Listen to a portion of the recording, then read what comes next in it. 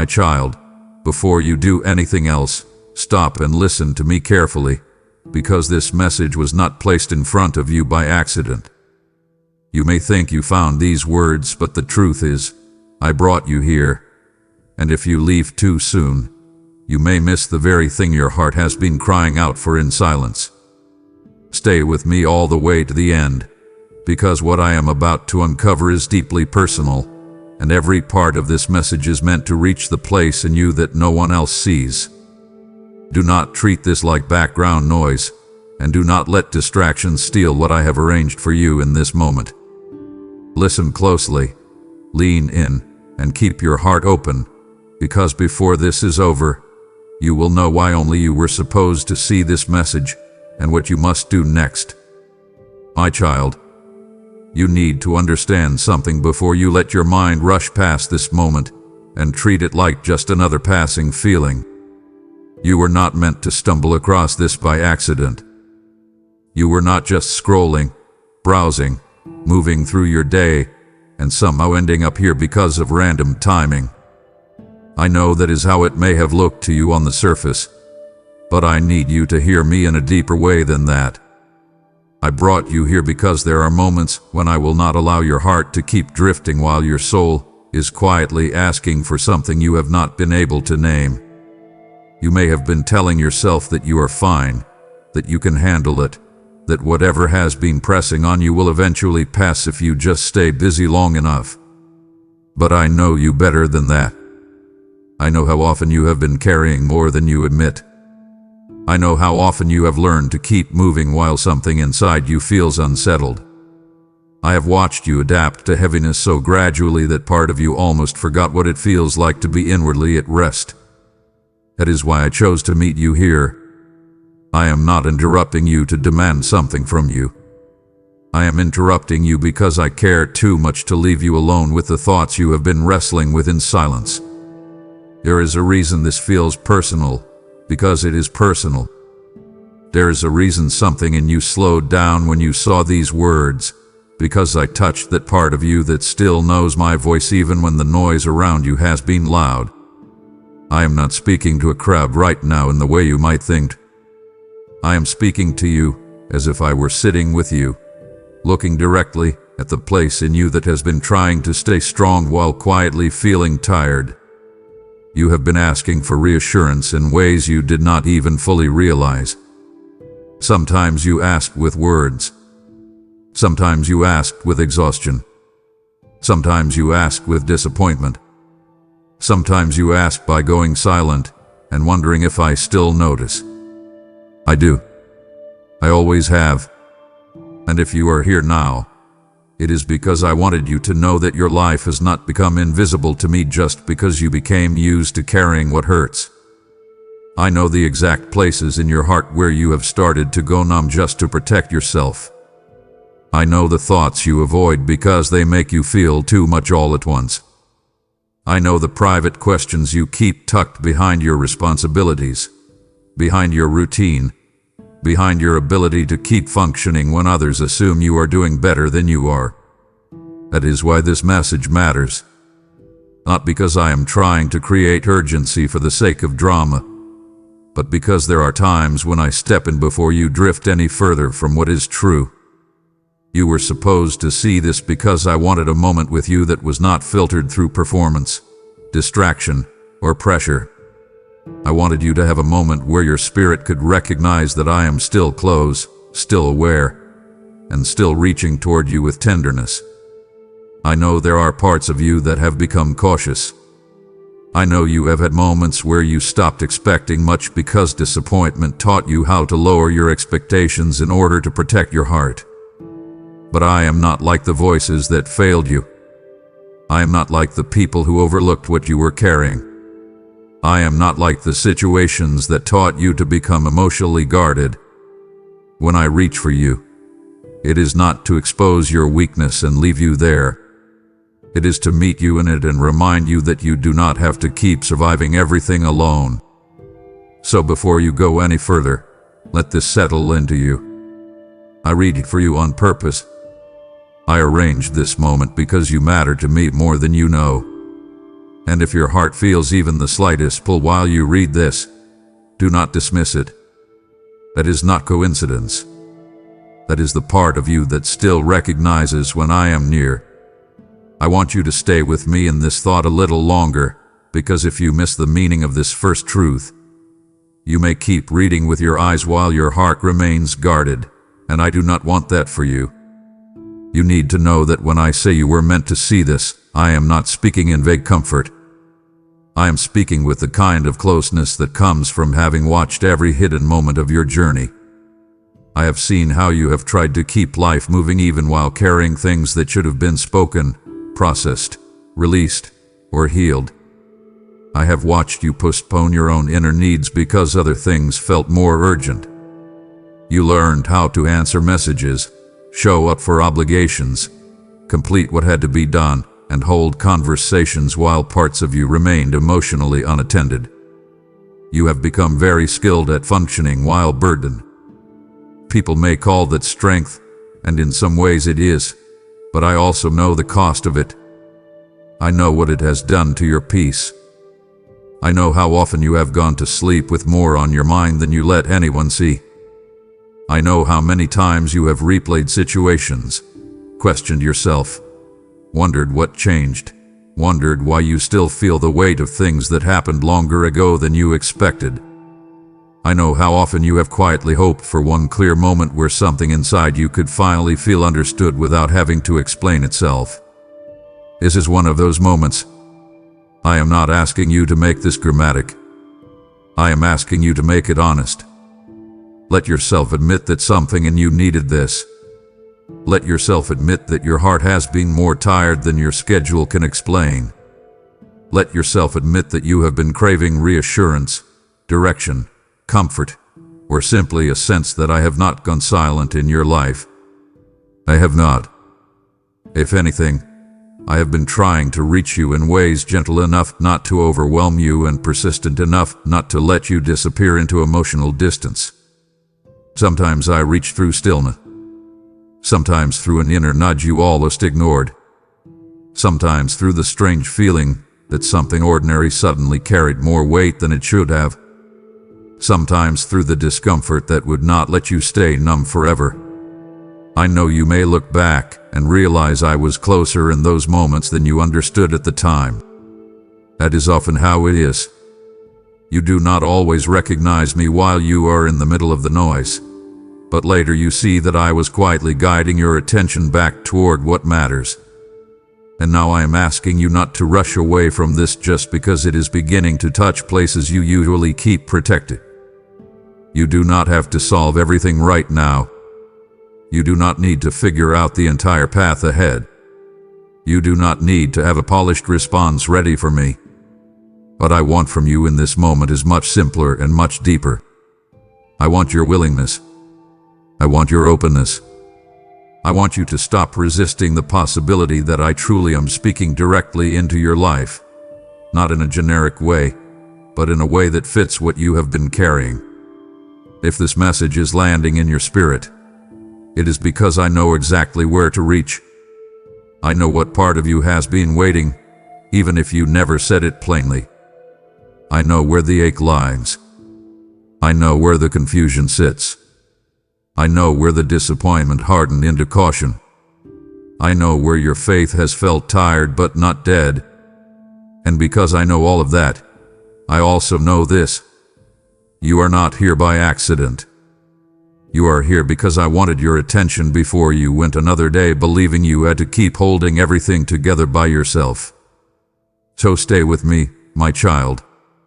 Let this first truth settle deeply. I reached you on purpose, and I am not finished speaking to your heart. My child, slow down for a moment and stay with me here. Do not rush past what you are feeling just because your mind wants to explain it away too quickly. I want you to recognize something very personal in this moment. You were meant to stop here, and even if you cannot fully explain why this feels different, your spirit already knows there is something in these words that belongs to you. I know how quickly you have learned to move through your days. I know how often you keep going, even when your inner world is unsettled. You have become skilled at continuing while your heart is carrying more than it should. You know how to keep a straight face, answer people kindly, fulfill what is expected, and remain outwardly present while inwardly you are carrying tension, questions, old pain, and that quiet fatigue that settles in when too much has gone unspoken for too long. I have seen that in you. I have seen how your life can look ordinary on the outside while inside there is a low, constant ache that you rarely let anyone close enough to touch. That is why I wanted you to stop. Not because I needed your attention for performance, but because you needed this pause more than you realized. You needed a sacred interruption. You needed a moment where your soul could breathe before your thoughts pushed you back into the same familiar cycle. So stay here. Do not brush this off. Let yourself admit that something in you is reacting because I am speaking to the exact place in you that has been carrying hidden weight. You may have told yourself that you would deal with it later. You may have convinced yourself that once the next problem passes, once the next responsibility is finished, once the next season settles, then maybe you will finally rest, finally process, finally pray honestly, finally let yourself feel what hath been buried. But I need you to hear me. Later has become a habit, and that habit has kept you from the healing your heart has quietly needed. I am not saying this to shame you. I am saying it because I love you too much to let you continue postponing your own restoration. You have done enough surviving. You have carried enough in silence. You have normalized too much inner strain. So listen to me now and receive this as care, not pressure. Stop. Stay. Listen. Let this moment be what it is. Do not keep one hand on the door as if you are ready to leave the second this becomes too personal. I am not here to overwhelm you. I am here to meet you. There is a difference. I know the exact rhythm of your heart when it is guarded. I know the way your thoughts start racing when something begins to feel emotionally real. I know how quickly you can shift into distraction when your spirit is being invited somewhere deeper. But I am asking you not to run from depth this time. Let yourself remain. Let yourself breathe. Let yourself feel the unusual stillness of a moment I prepared for you, because there are truths you need to hear while your defenses are down just enough for love to reach you. You do not yet understand all of why I brought you here, and that is all right. You do not need full understanding before you can respond with openness. So many times in your life, you have waited to move until everything made sense, and because of that, you have often delayed what your spirit already recognized.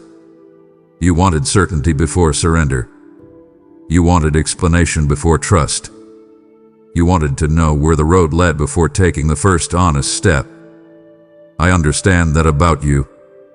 I know why you became that way. Disappointment trained you to become cautious. Broken trust taught you to question what feels promising. Delayed answers made you wonder whether hope was worth the risk. That is why your heart sometimes stands at the edge of something meaningful and hesitates, even when you feel the invitation clearly. You are not weak because of that. You are wounded in places that became careful. But I do not want those careful places to become closed places. I do not want your caution to turn into distance from me. So I am inviting you now, very personally, very directly. Stop trying to fully decode this moment before you receive it. Let it reach you first. Let it sit in you. Let it soften what has become hard from too much caring and too little comfort. There is something powerful that happens when you stop demanding complete explanation and simply allow yourself to be present with me. This is not about blind emotion. This is about honest recognition. Your heart already knows that this moment has weight. That is why you did not move on as quickly as you usually do. That is why something in you became still. That is why these words feel less like content and more like contact. You can call it a pause if you want. You can call it a strange feeling. You can call it a nudge, a pull, a quiet stirring. But deep down, you know what it is. It is me reaching you in a way that your soul can feel even if your mind is still catching up. And I want you to pay attention to that because I have often been closer than you realized in moments you almost dismissed. I have spoken to you through subtle things before. I have met you in the in-between spaces before. I have drawn near in the middle of ordinary moments and hidden my tenderness inside what looked simple from the outside. That is one of the reasons I need you to stop calling everything ordinary. Not every interruption is random. Not every pause is meaningless. Not every sudden inner stillness is just your imagination. Some moments carry my fingerprint, and this is one of them. So receive this with a softer heart. Do not overanalyze it into distance. Do not let your skepticism rob you of what your spirit is already reaching toward. Instead, do something simple and sacred right now. Stay. Keep reading. Keep listening. Open the part of you that has been guarded. Invite me into the places you have kept busy so you would not have to feel them. Tell me honestly, even if only in your heart, I am here. I am listening. I do not fully understand this, but I do not want to miss what you are saying. That kind of openness matters more than you know.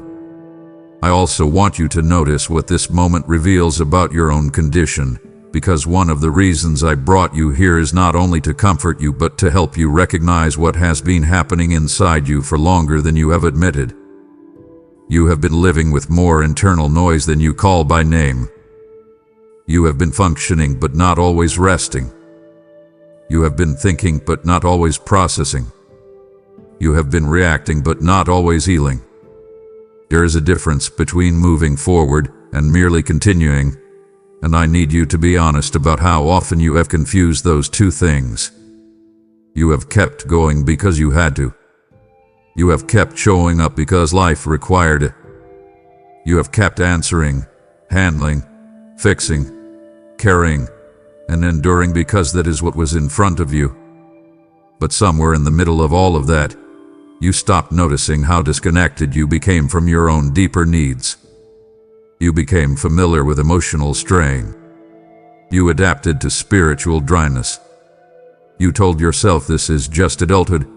This is just life. This is just how it is now. But I want to lovingly challenge that.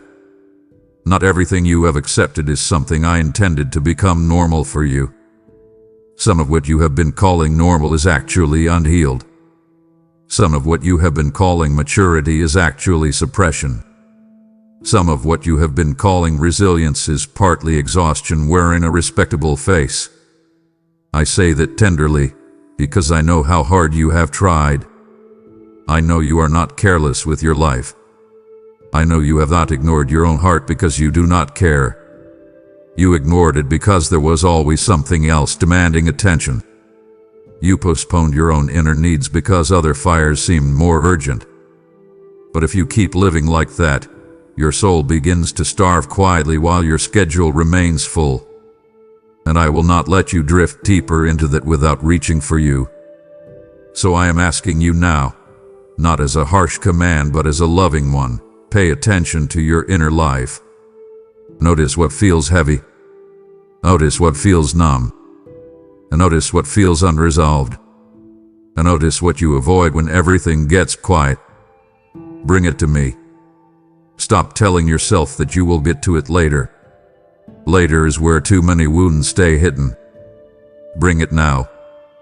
Bring the thoughts you are tired of carrying. Bring the confusion you cannot solve. Bring the disappointment that still stings more than you admit. Bring the fear that you dress up as practicality. Bring the weariness that no amount of sleep has fixed. Do not make this complicated. Just bring it. You do not have to package your heart before you place it in my hands. You do not have to clean the room before I enter it. You do not have to become eloquent before you become honest. You only need to stop long enough to let this moment become real. And if you will do that, if you will truly stop and let this land, you will begin to understand why you were meant to pause here. Not because this was merely a message, because this was a meeting. So before you move forward, I want you to respond inwardly in a way that marks this moment. Do not just agree with me in theory. Engage with me. Say something to me, even if it is small. Whisper it in your heart if you need to. Tell me I will stop. I will listen. I do not want to keep rushing past what matters. That invitation matters because this moment is not meant to remain abstract. It is meant to become personal. You were meant to stop here because I wanted your attention, before your heart drifted any farther into the habit of carrying too much and feeling too little.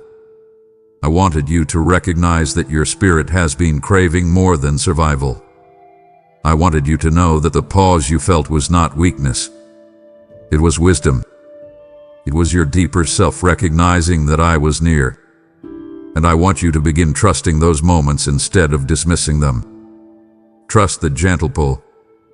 Trust the sudden stillness. Trust the sense that something in your life needs to be faced, opened, or surrendered. That is often how I begin. Not with noise. Not with force. Not with spectacle. Often I begin with a pause you almost miss and a tenderness you nearly explain away. But when you say long enough, when you listen long enough, when you let me speak past your defenses and into your real life, something shifts. It may not always feel dramatic in the beginning. Sometimes it feels like relief. Sometimes it feels like being seen. Sometimes it feels like tears rising for reasons you cannot fully explain. Sometimes it feels like a sentence landing harder than it should. Sometimes it feels like a deep breath you did not know you were holding. Do not underestimate those moments. They are not small. They are often the doorway. So stay open, my child. Keep your heart here. Let this conversation go deeper. You were meant to stop here, and in time, you will understand more clearly why. For now, it is enough that you recognize this truth. I called you into this pause because I wanted you close, and I wanted you listening before the next part of your healing began. My child, as you remain in this sacred pause, understand that this moment was never meant to end with you alone. What I am placing in your spirit is living seed, and seed must be sown if it is to multiply beyond your own life. When you choose to support this message through super thanks, membership, or the PayPal link in the description, you are not giving to a channel. You are watering a field of souls I am calling home. I tell you even now, cast your bread upon the waters, and in time it will return to you. And I speak this over you as a living promise. This is your moment to become a vessel, to let what touched you become light for someone still wandering in the dark. Do not dismiss this as small. Your obedience here becomes oil in another person's lamp. I am inviting you into partnership, into harvest, into something that echoes beyond what you can see. So respond now, and so where I am moving. My beloved, now that you have stayed with me long enough to feel that this moment is real, I want to speak to something you have been carrying in ways that are far more costly than most people around you will ever understand. I have seen the hidden weight you have been carrying. I have seen it in the way you continue when you feel drained. I have seen it in the way you answer people while part of you is somewhere else, trying to hold together thoughts and emotions you never fully got the chance to sort through.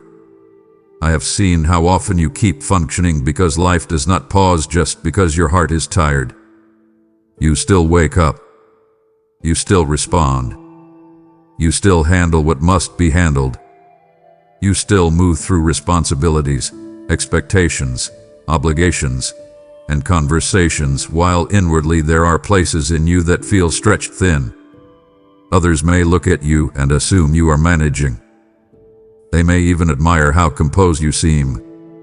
But I know the private cost of that composure. I know how much energy it takes for you to stay outwardly steady when inwardly you feel overfull, undersupported, or emotionally crowded. I know the weight of things you have not said because you did not know who would truly understand. I know the weight of disappointments you told yourself you were over, even though they still rise unexpectedly in quiet moments. I know the weight of responsibilities that kept stacking while your capacity was already low. I know the weight of trying to be strong in front of others while you quietly wished someone would ask a question deep enough for you to answer honestly. I know the weight of the thoughts you replay when the room is finally silent. I know the weight of regret, the weight of uncertainty, the weight of old hurt that keeps touching new situations, the weight of wondering whether you are carrying too much but not knowing what can be set down without something else falling apart. You may not have even realized how heavy it became because heaviness that stays long enough starts to feel familiar. But I am telling you now, because I love you enough to say it plainly, you have been carrying more than you were meant to carry alone. Do not argue with that. Do not minimize it. Do not instantly defend your ability to handle it. Just let yourself hear it. Some of what has been pressing on you is real, and it has affected you more deeply than you have let yourself admit. I am not disappointed in you for that. I am not looking at your weariness as failure. I am looking at it with compassion. I am looking at it as the loving Father who knows exactly where the strain is, exactly where the pressure built slowly, exactly where you kept saying, "I'm fine," because saying anything else felt too vulnerable, too complicated, or too inconvenient for the people around you. But I am not those people. You do not have to simplify your pain for me. You do not have to reduce your experience to make it easier to explain. I already know the full shape of what you have been carrying, and I am asking you now to stop pretending with me. Bring it into the light. Bring it into this conversation. Let yourself admit what is heavy. I also need you to understand that hidden weight does not only come from dramatic things. Sometimes the deepest strain in your life comes from accumulation. It comes from 100 small cuts, 1,000 small pressures, and the slow erosion of peace that happens when you keep adapting to too much for too long. You have had seasons where there was no single crisis large enough to justify how tired you felt, and because of that, you questioned yourself. You wondered why you felt emotionally worn down when nothing obvious seemed catastrophic enough to explain it. But I saw it clearly. I saw how stress layered itself over disappointment. I saw how unresolved conversations stayed in your mind. I saw how certain memories kept revisiting you at strange times. I saw how you became mentally busy even when you were physically still. I saw how your heart learned to brace itself in situations that should have felt safe because earlier experiences taught you to expect pain, misunderstanding, or letdown.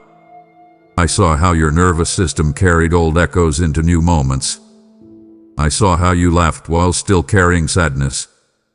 I saw how you kept saying yes when your inner world was quietly pleading for space. I saw how you reached the end of some days and could not even fully explain why you felt so depleted. My child, I need you to stop measuring your pain only by what looks dramatic from the outside. Some burdens are subtle, but they are still heavy. Some wounds are quiet, but they still shape the way you move through the world. Some forms of exhaustion are invisible, but they are still real. Do not wait for collapse before you admit that you need care. Do not wait for your spirit to feel completely dry before you let yourself say, "Something in me needs attention." This is one of the reasons I am speaking to you this way now. I want to retrain the part of you that has become accustomed to minimizing what hurts. I want to loosen the grip of that inner habit that says, "Other people have it worse, so I should not feel this." That habit has not protected you the way you think it has. It has only delayed your honesty. And honesty is where healing begins. So I am giving you a gentle but clear instruction. Stop dismissing your own internal reality. Stop brushing aside the signals your heart has been sending. Stop overriding your deeper needs every time they become inconvenient. Listen to what your own soul has been trying to tell you. If you feel tired beyond what rest has solved, pay attention. If certain thoughts keep circling, pay attention. If certain places in your life consistently stir anxiety, grief, anger, or numbness, pay attention.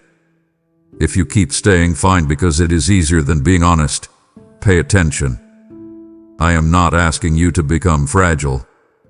I am asking you to become truthful. There is strength in that kind of truth. There is dignity in finally naming what has been weighing you down. There is courage in refusing to keep decorating your pain so it looks easier to carry than it really is.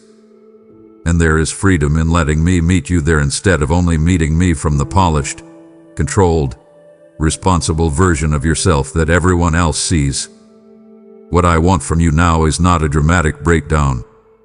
I want a real opening. I want you to let me into the exact places where the pressure hath been building. I want you to invite me into the rooms inside you that you only visit when life gets quiet enough to force the issue. I want you to stop standing at the doorway of your own pain and pretending you have already dealt with it just because time has passed. Time alone does not heal what keeps being hidden. Silence alone does not restore what keeps being carried in secret. Distraction does not transform. Endurance is valuable, but endurance without release can turn into slow internal hardening. I do not want that for you. I want softness where you became guarded. I want clarity where your thoughts became tangled. I want relief where your chest has been tight with too much unspoken strain. I want you to experience what it feels like to stop carrying everything with clenched hands. So listen to me and do not just admire these words from a distance. Respond to them. Take inventory. Ask yourself, very honestly, what am I carrying that I keep pretending is manageable? Ask yourself, what am I still replaying? Ask yourself, where do I feel burdened in ways I keep dismissing? Ask yourself, what am I afraid will happen if I finally admit how heavy this has become? Those are not small questions. They are doorway questions. They are the kind of questions that help you stop living on the surface of your own life. And once you recognize what has been weighing you down, do not stop there. Hand it to me. Name it and release it. Tell me the truth in simple language. Tell me where you feel disappointed. Tell me where you feel confused. Tell me what has been exhausting you. Tell me what you have not forgiven. Tell me what you fear. Tell me what you are trying to control because you do not trust what will happen if you let go. Do not clean it up first. Do not spiritualize it into vague language if your heart is carrying something specific. Be plain with me. Be direct with me. Be human with me. That is where real connection happens. And if tears come, let them come. If relief comes, receive it. If resistance comes, notice it. If you feel the urge to pull away because this is becoming too honest, stay a little longer. Sometimes the very place you want to avoid is the place where I am trying to heal you most deeply. So I want to leave this part of our conversation with something clear and practical for your spirit to hold on to. You do not need to keep proving your strength by carrying what is slowly draining your peace. You do not need to keep being the one who always manages while inwardly becoming more burdened. You do not need to keep presenting a version of yourself that looks stable while your deeper self is quietly pleading for relief. I am giving you permission, and more than that, I am inviting you with love and authority, set something down. Not someday. Not when life becomes easier. Begin now. Set down one fear. Set down one regret. Set down one unresolved burden. Set down one false responsibility you have been carrying as if everything depends on you. Set down one old wound you keep revisiting because part of you thinks staying attached to it will somehow keep you safe. It will not. Release it. Open your hands. Open your heart. Speak to me. Tell me this is too heavy for me. That is not weakness. That is wisdom. That is trust. That is the beginning of a different way of living. I have seen the hidden weight you have been carrying, and I am not bringing it up to expose you. I am bringing it up because I want to free you. I want you lighter. I want you clear. I want you more alive inside than you have been in a long time. And if you will let me, if you will stop resisting the tenderness of this moment and actually place what is heavy into my hands, you will begin to feel something shift. Maybe not all at once. Maybe not in a loud or dramatic way. But you will know. You will feel the first crack in the pressure. You will feel the first breath of relief. You will sense that you are no longer carrying it alone. That matters more than you know. So stay with me, my child. We are not rushing this. You are not being asked to perform. You are being invited to release. And I am still here, ready to receive every burden you finally stop pretending is easy to hold. My child, I want you to settle your heart before we go any deeper, because if you misunderstand the spirit of what I am doing here, you may hear my nearness through the wrong filter. This message is not about fear. It is not about me trying to corner you, pressure you, or make you panic so you will finally listen. I am not speaking to you from anger, and I am not reaching for you with a harsh hand. I am reaching for you because there are things in your life, in your heart, and in your inner world that have gone unnoticed by others, and, at times, even by you. What I am inviting you into is recognition. I want you to recognize where you are. I want you to recognize what you have normalized. I want you to recognize what has been draining you slowly while you kept telling yourself you were managing. I want you to recognize the difference between merely surviving and truly living in the peace I intended for you. You have spent enough time misreading your own soul. You have spent enough time calling deep exhaustion just stress, calling emotional distance just being busy, calling spiritual dryness just a phase, and calling unresolved pain something I should be over by now. I need you to stop doing that. Be honest. Look at your life without softening the truth just to make it easier to tolerate. I am not asking you to become dramatic. I am asking you to become clear. There is a difference. I know how your mind works when something starts to feel intense. You sometimes assume that if a moment feels spiritually weighty, then it must mean danger, judgment, or disappointment is around the corner. But listen to me carefully.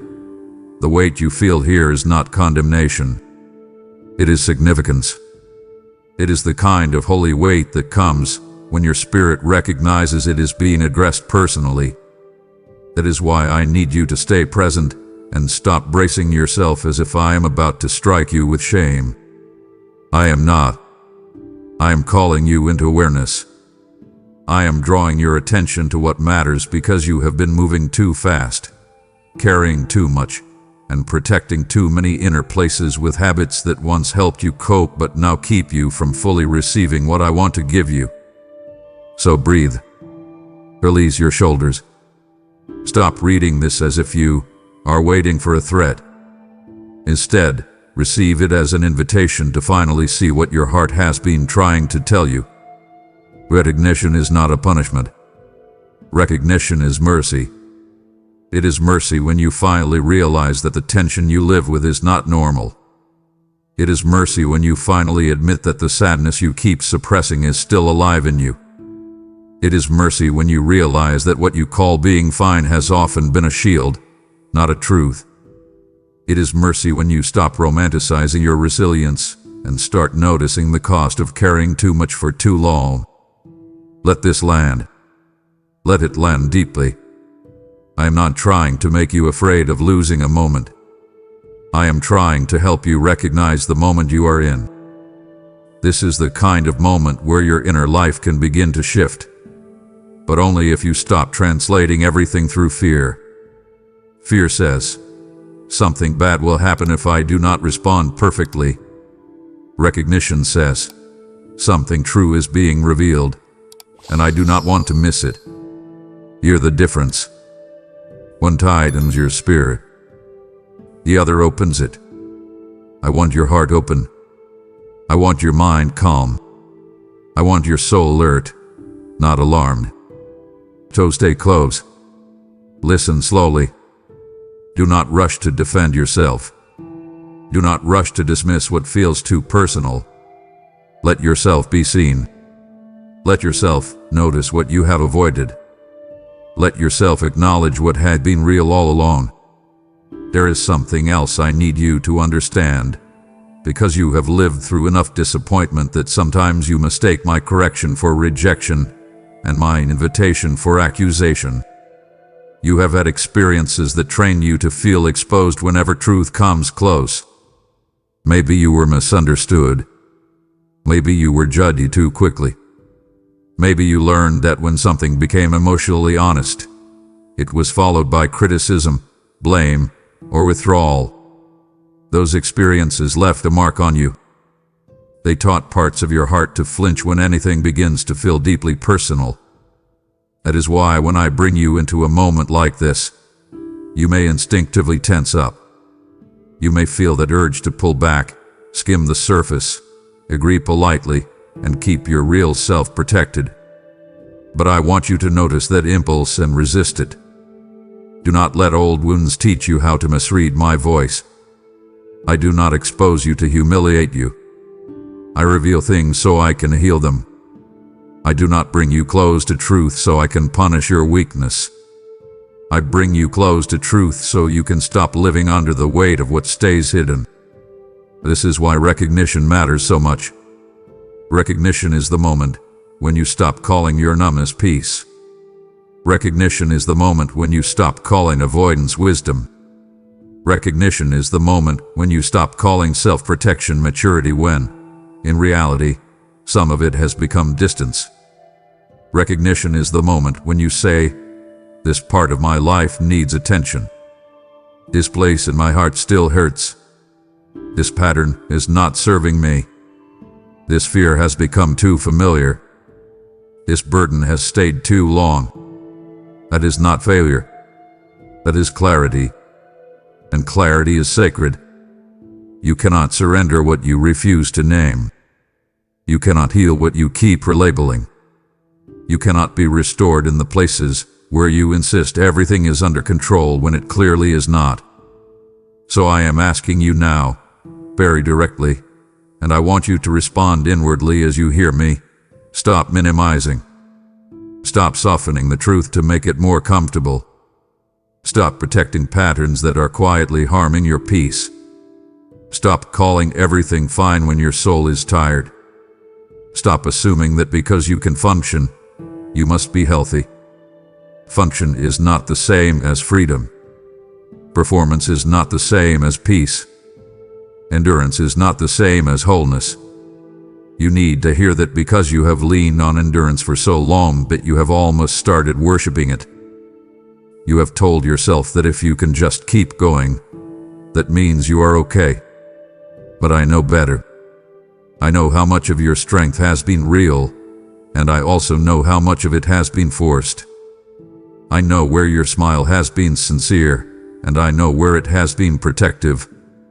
I know where your silence has been peace, and I know where it has been suppression. I know where your patience has been wisdom, and I know where it has become fear disguised as maturity. I say that with tenderness because I am not trying to dismantle you. I am trying to wake you up gently. Recognition is how I do that. I let you see what is actually happening so you can stop negotiating with what hath been stealing from you in slow, subtle ways. So take a breath and do something brave right now. Tell the truth. Not to everyone. To me.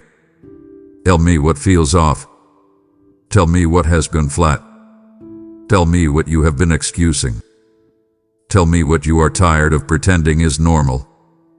That kind of honesty is the beginning of freedom, and I want you to walk into it. I also want you to understand that recognition is not only about seeing pain. It is also about recognizing me. It is about learning to notice my presence in the middle of what you once called ordinary.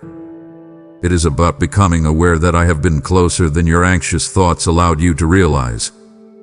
You have asked me for signs in moments when you felt confused, and sometimes you expected something dramatic, something impossible to miss, something so unmistakable that it would remove every question. But often I reach you differently. Often, I come through a quiet shift in your attention. Often, I arrive through a sentence that lands harder than it should.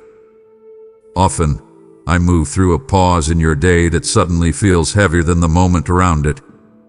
Often, I speak through that subtle sense that you need to stop, breathe, and pay attention.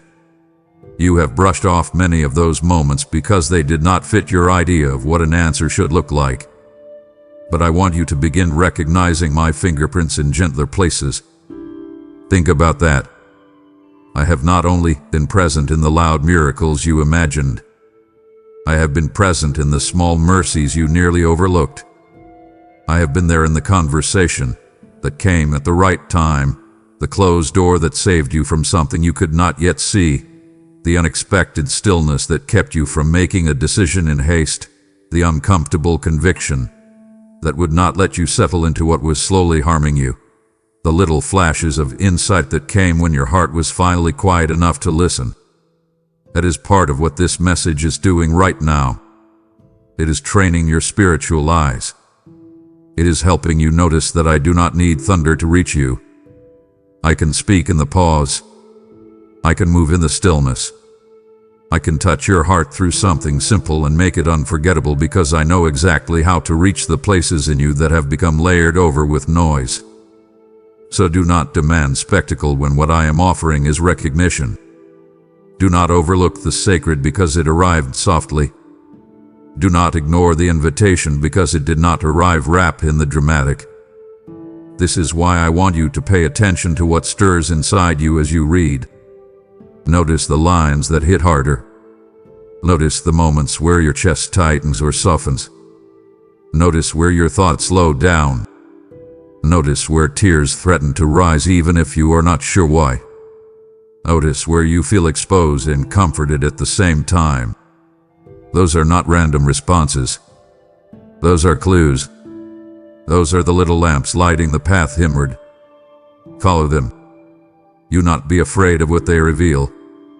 I am there. I am not sending you inward to get lost.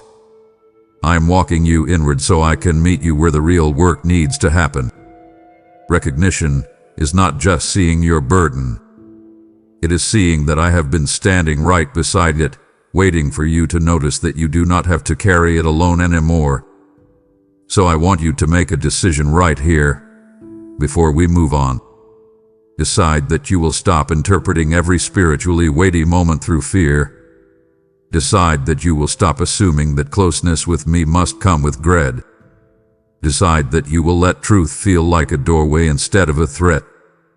Decide that when your spirit senses something meaningful, you will lean in instead of pulling away.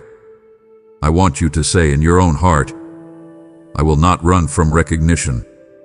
I will not hide from what needs healing. I will not mistake God's nearness for danger. It matters. It matters because the way you interpret a moment shapes what you receive from it. If you approach everything with suspicion, you will guard yourself right out of your own healing. If you approach everything with humility and openness, you will begin to see that my presence is not trying to corner you. My presence is trying to free you. And that is what this message is about. It is not about fear. It is about seeing clearly. It is about finally noticing the difference between what has been numbing you and what is actually healing you.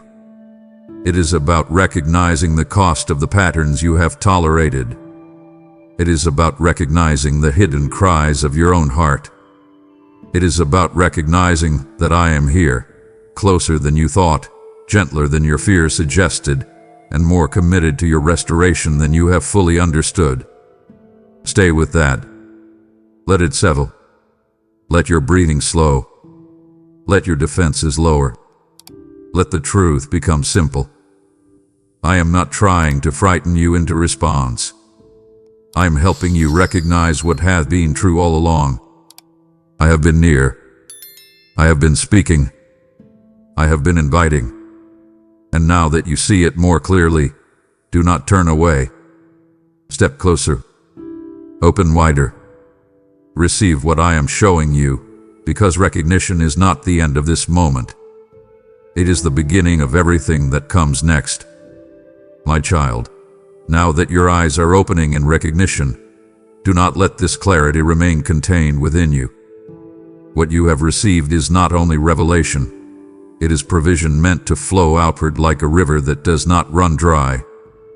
When you give through super thanks, membership, or the PayPal link in the description, you are aligning with my work, carrying this truth into hearts that are still waiting for their moment of awakening.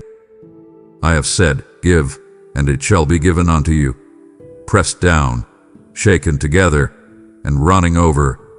And this is not distant scripture. It is my voice to you now. This is not about obligation.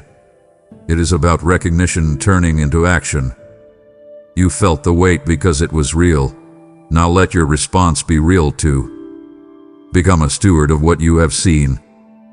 Act now, and release what I have placed in your hands. My child, now that you are beginning to recognize what has been happening inside you, I want to speak to something very tender, very personal, and very important. You have been asking for something, even if you did not say it clearly. I know you may not always have had the right words. I know there were moments when your prayers felt unfinished, scattered, uncertain, or too exhausted to sound like what you imagined good prayer should sound like.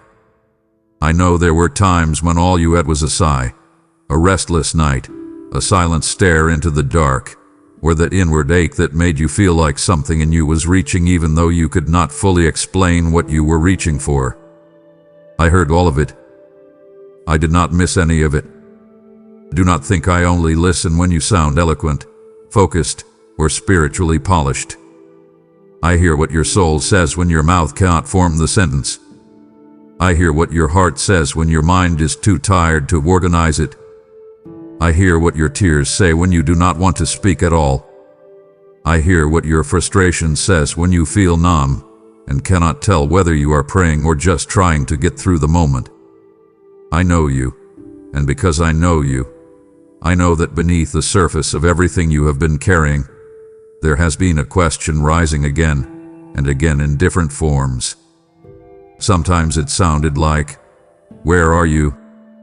Sometimes it sounded like, "How much longer can I do this?" Sometimes it sounded like, "Why do I still feel this way?" Sometimes it sounded like, "Please show me something." Sometimes it sounded like nothing more than, "I need help," whispered inwardly while you kept functioning outwardly. That still reached me. I want you to understand that clearly, because one of the quiet lies you have battled is the idea that if your prayer was not perfectly formed, it somehow did not count. That is not how I meet you. I do not require polished language before I offer real comfort. I do not wait for your emotions to become organized before I move toward you. I do not need religious performance to understand your need. I understand your need before you name it. I recognize your hunger before you describe it. I know when you are asking for peace, even if you call it sleep.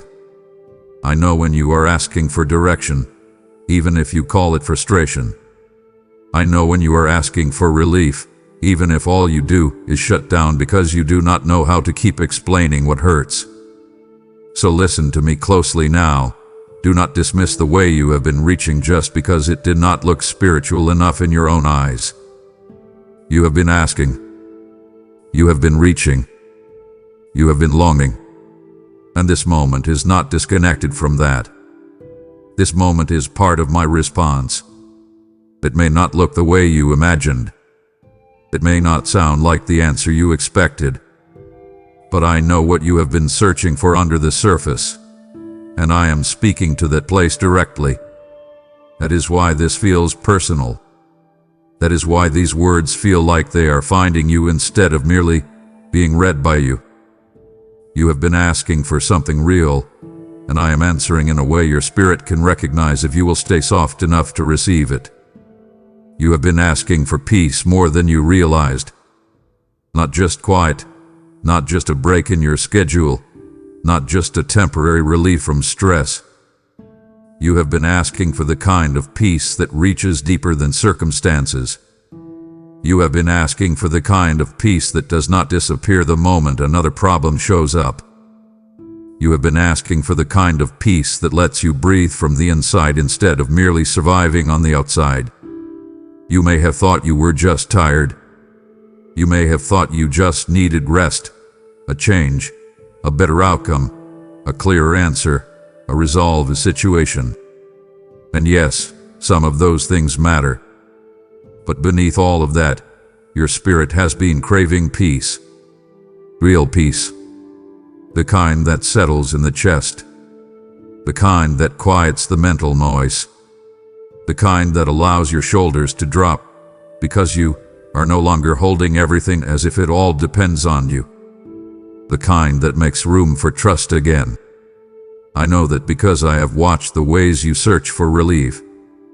I have watched how quickly your mind runs toward solutions because stillness sometimes feels unfamiliar. I have watched how you try to anticipate outcomes so you can feel safer.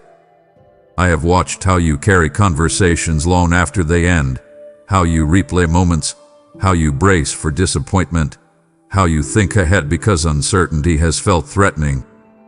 Those are not just habits. They are signs. They are signs that your heart has been asking for peace while your mind has been trying to manufacture control. And I want to lovingly interrupt that pattern. Stop trying to solve your way into the kind of peace only surrender can give you. Stop believing that if you can just think enough, prepare enough, or manage enough, you will finally feel settled. You might feel temporarily reassured, but deep peace does not come from perfect management. It comes from trust. It comes from bringing what is real into my presence and allowing me to hold what you keep trying to hold by yourself. That is why I am speaking to you this way. I am not only answering the words you prayed, I am answering the condition beneath them. You have been asking for peace, and I am saying to you now, come closer and receive it. Stop arguing with the invitation. Stop delaying the honesty that would make room for it.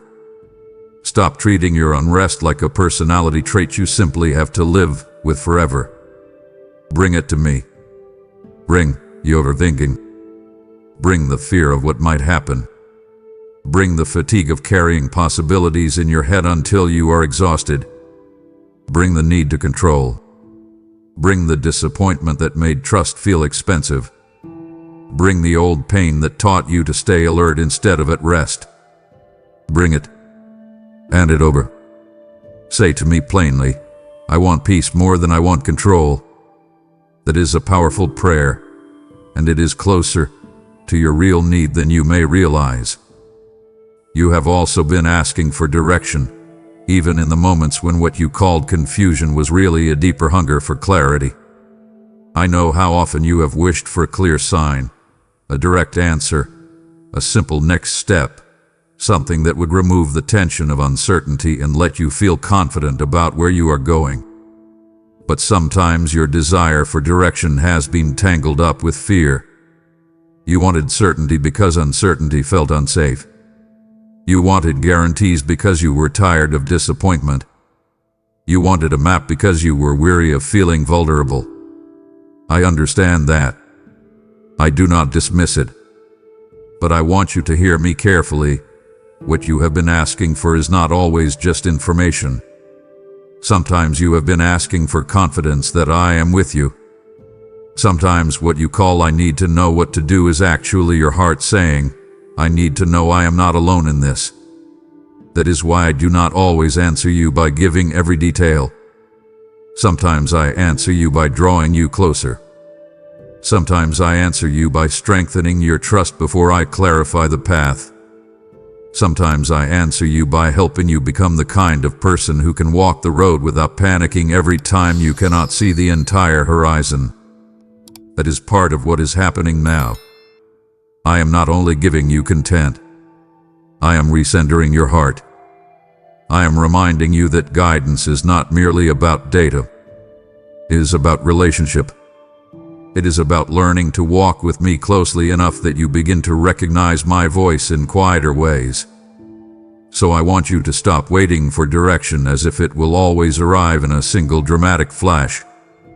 Often, direction comes as the next honest step.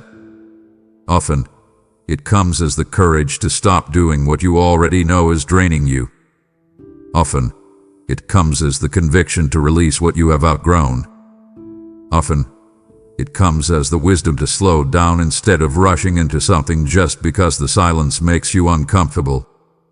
Often, it comes as peace about what to let go of before clarity arrives about what to pick up next.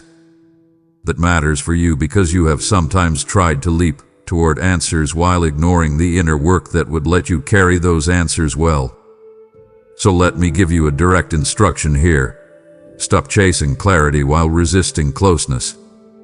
Stay near me. Stay honest. Stay teachable. Stay still long enough to hear what I am already saying in smaller ways. If you keep demanding a loud answer while ignoring the gentle one, you will stay frustrated longer than you need to. But if you slow down, listen, and respond to what I am already revealing, more will come. That is how trust grows. That is how guidance deepens. That is how you stop living in spiritual static and start living in responsive relationship. So say this to me inwardly if it helps your heart align. I do not need every answer right now. I need to stay close enough to hear the next one. That is wisdom. That is maturity. That is a real shift.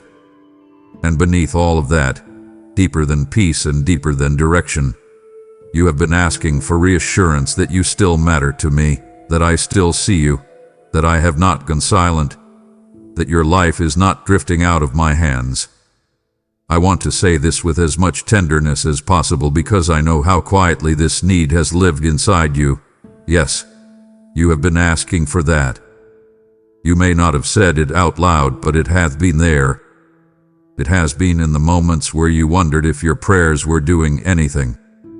It has been in the moments where you looked around and felt left behind. It has been in the moments where you questioned whether your delays meant abandonment. It has been in the moments where you interpreted silence as distance and slow answers as disinterest. I know those moments. I was there in them. And I want you to stop using the pace of your circumstances as proof of my absence. I want you to stop assuming that because the answer did not arrive quickly, I must not be near. I want you to stop measuring my care by whether life became easier on your timeline. That has wounded your faith more than you realize. It has taught you to confuse delay with neglect, and I want to heal that. So receive this clearly, and do not rush past it. I see you. I hear you. I have not lost track of your life. I have not grown tired of your questions. I have not stepped back because you became difficult to understand. I have not gone quiet because I do not care. Sometimes I have been speaking in ways you did not recognize because you were listening only for one kind of answer. Sometimes I have been protecting you in places where you only saw frustration. Sometimes I have been slowing you down because you were moving toward something that looked like relief, but would not have brought you peace. Sometimes I have been letting certain things remain unresolved because the deeper work was not around you. It was in you. That does not mean I abandoned you. It means I love you enough to work deeper than the surface. So now, do not leave this section as if it was only a nice thought. Let it become personal. Receive it as my direct response to what your heart hath been asking for. You have been asking for something, even if you did not say it clearly, and I am answering you now with nearness, with truth, with invitation, with comfort, with correction, with clarity, and with the kind of love that does not require perfect language to understand what you need. Stay here. Let that reassure you. And before you move on, do something simple but important. Tell me honestly what you need most. Do not overthink it. Do not edit it. Just tell me. Start there. Because what you have been asking for matters, and I am still listening. My child, I want you to stay close to me right here, because this part touches one of the deepest fears you have carried quietly for longer than you admit. You have wondered, in ways both obvious and subtle, whether you waited too long. You have wondered whether the delays, the detours, the distractions, the mistakes, the emotional shutdown, the spiritual distance, the half-hearted attempts, the seasons of numbness, and the moments when you knew better but still chose what drained you have somehow pushed you beyond the place where real change is still possible. You may not have said it in those exact words, but the feeling has been there. It has shown up when you compare yourself to where you thought you would be by now. It has shown up when you remember how many times you meant to get serious, meant to heal, meant to pray honestly, meant to return, meant to let go, meant to trust, meant to stop running, meant to face what you were avoiding, and then somehow another week passed, another month passed, another season passed, and you were still carrying the same pain in a different outfit. I know that feeling in you. I know the subtle shame that says, you should be farther by now. I know the quiet panic that whispers, maybe you missed the moment. Maybe you let too much time slip through your hands. Maybe what could have been is already gone. I need you to stop right now and refuse that lie. Do not entertain it another minute. Do not cradle it as if it is wisdom. Do not confuse self-accusation with discernment. Listen to me carefully and let this truth strike the places in you that have become heavy with regret. You are not too late, and you are not too far gone. I am not speaking to a version of you from the past. I am speaking to you now, as you are, in this exact condition, with all the layers you have accumulated, all the weariness you have hidden, all the doubts you have carried, all the habits you are embarrassed by, all the tenderness you have protected, and all the questions you still do not know how to answer. I am not waiting for a future version of you to become worthy of this moment. I am meeting you now. That matters more than you understand. If you were truly beyond reach, I would not be speaking to you like this. If your story had closed in the way your fear suggests, you would not feel this stirring in your spirit. If you had truly missed everything I intended for you, there would not still be this ache in you for what is real, what is clean, what is close, what is whole. That ache itself is evidence. It is not proof of failure. It is proof that your heart is still alive to me. So stop punishing yourself with old timelines. Stop measuring your future by the worst moments of your past. Stop standing in front of the mirror of regret and calling that honesty. It is not honest to define yourself only by what went wrong. It is not truthful to believe that your delays are stronger than my mercy. It is not wisdom to assume that your distance can outrun my reach. I need you to receive this personally, not as a general encouragement but as a direct correction to the way you have been thinking about yourself. Your delays did not disqualify you. Your mistakes did not erase you.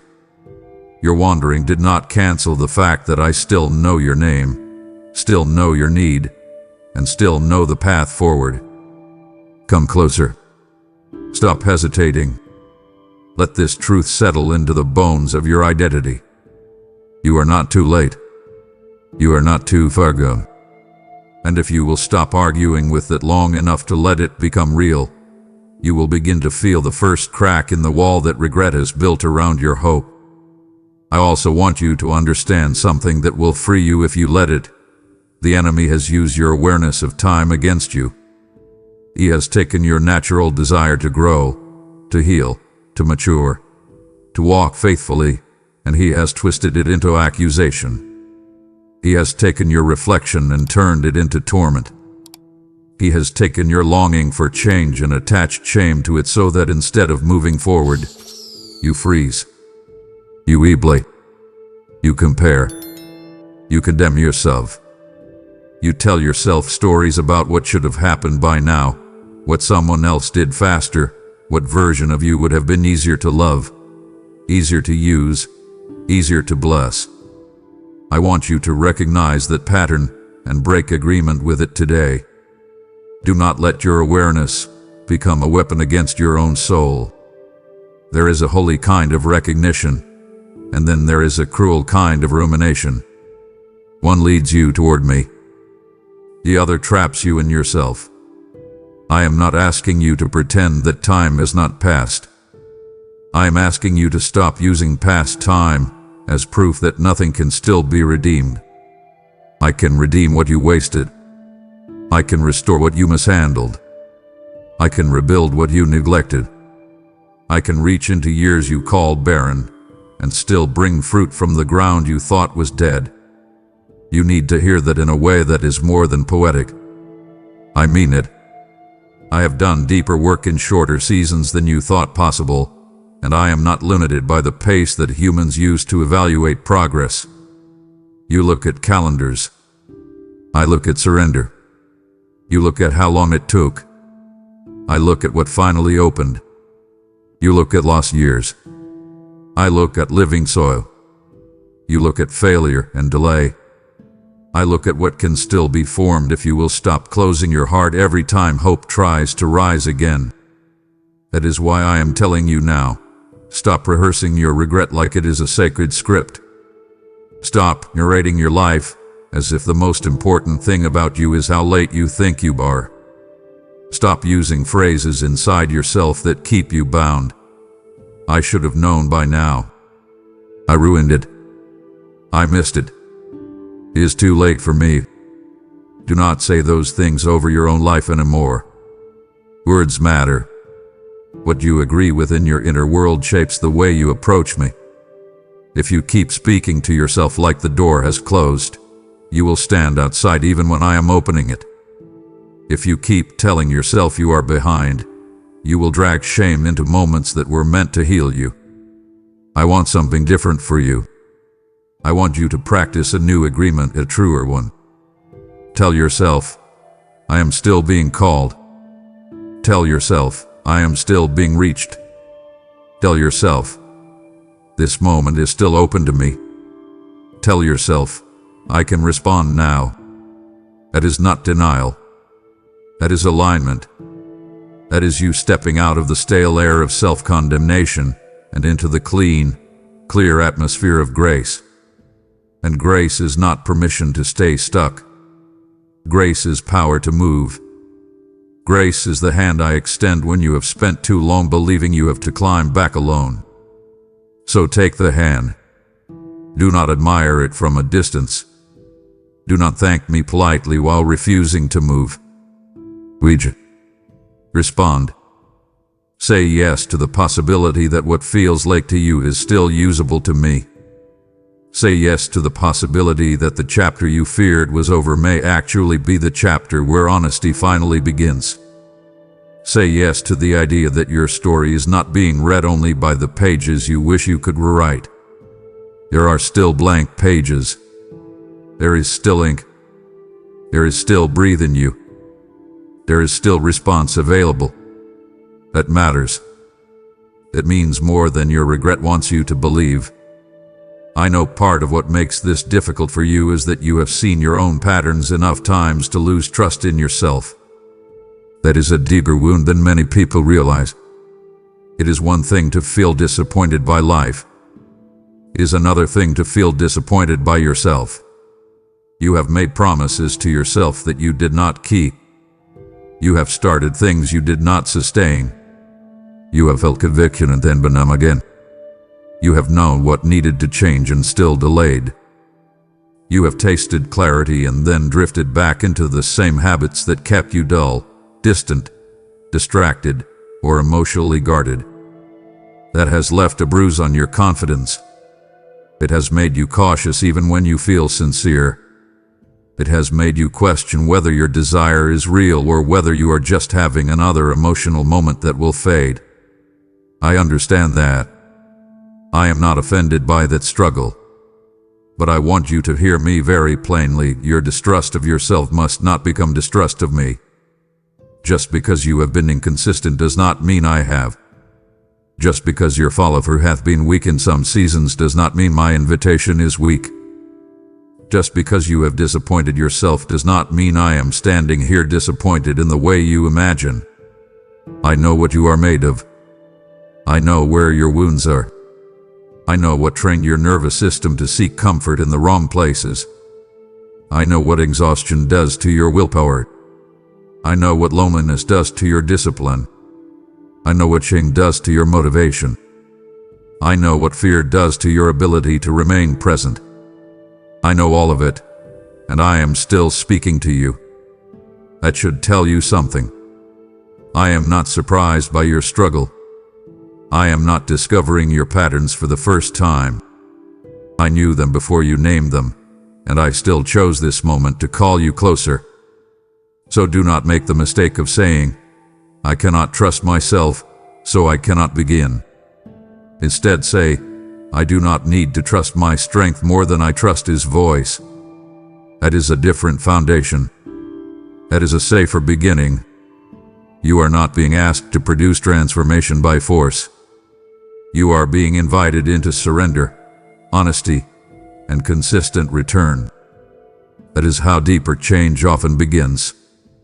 Not with a dramatic vow that you then use to pressure yourself, but with a clean yes. A quiet yes. A grounded yes.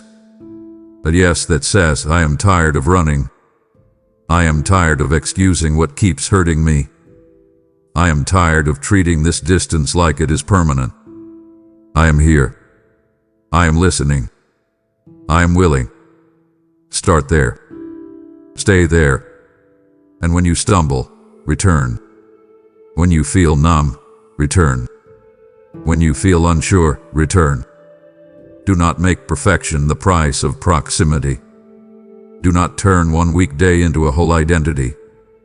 Do not turn one old habit into a prophecy over your future. Return. That is a holy command for you right now. Return. Not tomorrow. Not when you feel more impressive. Not when your emotions are more organized. Return now. Let that be your act of faith. So I want to end this section by speaking directly into the place in you that still fears there is a line you crossed that cannot be uncrossed. There are consequences in life, yes. There are wounds that need tending, yes. There are patterns that need breaking, yes. But hear me carefully, there is still a road forward for you. There is still a response available for you. There is still closeness available for you. There is still healing available for you. There is still purpose in you that has not been erased just because your journey has not been clean. Stop standing outside your own restoration. Stop treating your shame like a gatekeeper. Stop telling yourself that because you wandered, you no longer belong near my heart. You do. Come in. Come near. Open the door you have been guarding from the inside. Lay down the script that says you missed it all. You did not. Some things may have been delayed. Some lessons may have been harder than they needed to be. Some years may carry grief. But I am not finished. That is the sentence I want echoing in you when you leave this moment. I am not finished. Say it with me in your spirit if you need to. Let it push back against the stale voice of regret. Let it confront the lie of finality. Let it loosen the chains of comparison. Let it clear the fog of self-condemnation. I am not finished with you. Therefore, do not be finished with yourself. Do not withdraw from the very mercy that is trying to reach you. Take the next step. Make the call. Pray the honest prayer. End the compromise. Tell the truth. Set down the habit. Open the Bible. Sit in the silence. Ask for help. Cancel the lie. Return to me in the small but real ways that create space for life to re-enter the places that went dim. You are not too late, and you are not too vergum. That is not sentimental comfort. That is a living truth. Receive it. Walk in it. And do not turn back into the old courtroom of your own mind once I have called you into freedom. My child, as you receive the truth that you are not too late, understand that your response now carries eternal weight. The enemy tried to convince you that your story had lost its value, but I am showing you that even now, your obedience can become a doorway for others to find me. When you support this mission through Super Thanks, membership, or the PayPal link in the description, you are redeeming more than your own moment. You are helping restore what others thought was lost. I declare over you, I restore the years the locust has eaten, and I am doing it through your willingness to move now. Your giving becomes seed in ground that will produce life in places you may never see. Do not hesitate as you once did. This is not the time for delay. Step forward, participate in the harvest, and give as I lead you now. My child, now that I have spoken to the part of you that fears it is too late, I need to speak to another place that has become far too familiar in your life. I want you to stop treating your pain like it is normal. I say that with gentleness, but I also say it with firmness because this matters deeply. You have adapted to things that should have been addressed. You have learned to function around pain instead of through healing. You have built routines around exhaustion. You have made accommodations for sadness. You have found ways to remain productive while inwardly carrying pressure that keeps stealing from your peace in slow, quiet ways. I know why you did it. I know life kept moving. I know responsibilities did not stop. I know people still needed things from you. I know you did not always have the luxury of falling apart in obvious ways. I know you became practical because you had to. I know you became efficient because there were days when efficiency felt safer than feeling. I know you learned how to tuck away what hurt so you could get through what was in front of you. But I need you to hear me now. What helped you survive one season is not always meant to become the structure of your whole life. Some of the ways you coped were necessary then, but they are constricting you now. Some of the emotional armor that protected you at one point is now keeping tenderness, trust, intimacy, and rest at a distance. Some of the habits you call maturity are actually signs of unresolved pain that has been sitting in your life long enough to feel familiar. And familiarity is dangerous when it comes to suffering, because what becomes familiar often stops being questioned. You stop asking whether this constant tension is acceptable. You stopped asking whether this low-grade sadness is meant to remain. You stopped asking whether the mental noise you live with is actually a signal that something needs care. You stopped asking whether your irritability, your numbness, your emotional shutdown, your constant overthinking, your inability to fully relax, your quickness to brace for disappointment, your reflex to withdraw, your difficulty receiving love without suspicion, whether all of that is evidence that pain has become too integrated into your identity. I am asking those questions now because I love you. I am not asking them to make you feel fragile. I am asking them because you have become too accustomed to carrying pain in ways that are shaping you without your permission. So stop and examine. Look at what you have accepted. Look at what you have named just how I am. Look at what you have turned into personality instead of pattern. Look at what you have normalized because it has been present for so long. And bring it to me.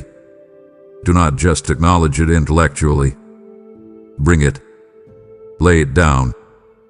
Stop decorating your pain so it looks manageable. Stop excusing what is quietly draining your joy. Stop building your life around an untreated wound and then calling that resilience. I know you are resilient. I know you are strong. But I also know you are tired, and I know some of that tiredness is not simply from life being full. Some of it is from pain being left in charge for too long. You have done something very human, and I want to say this without judgment because I understand why it happened.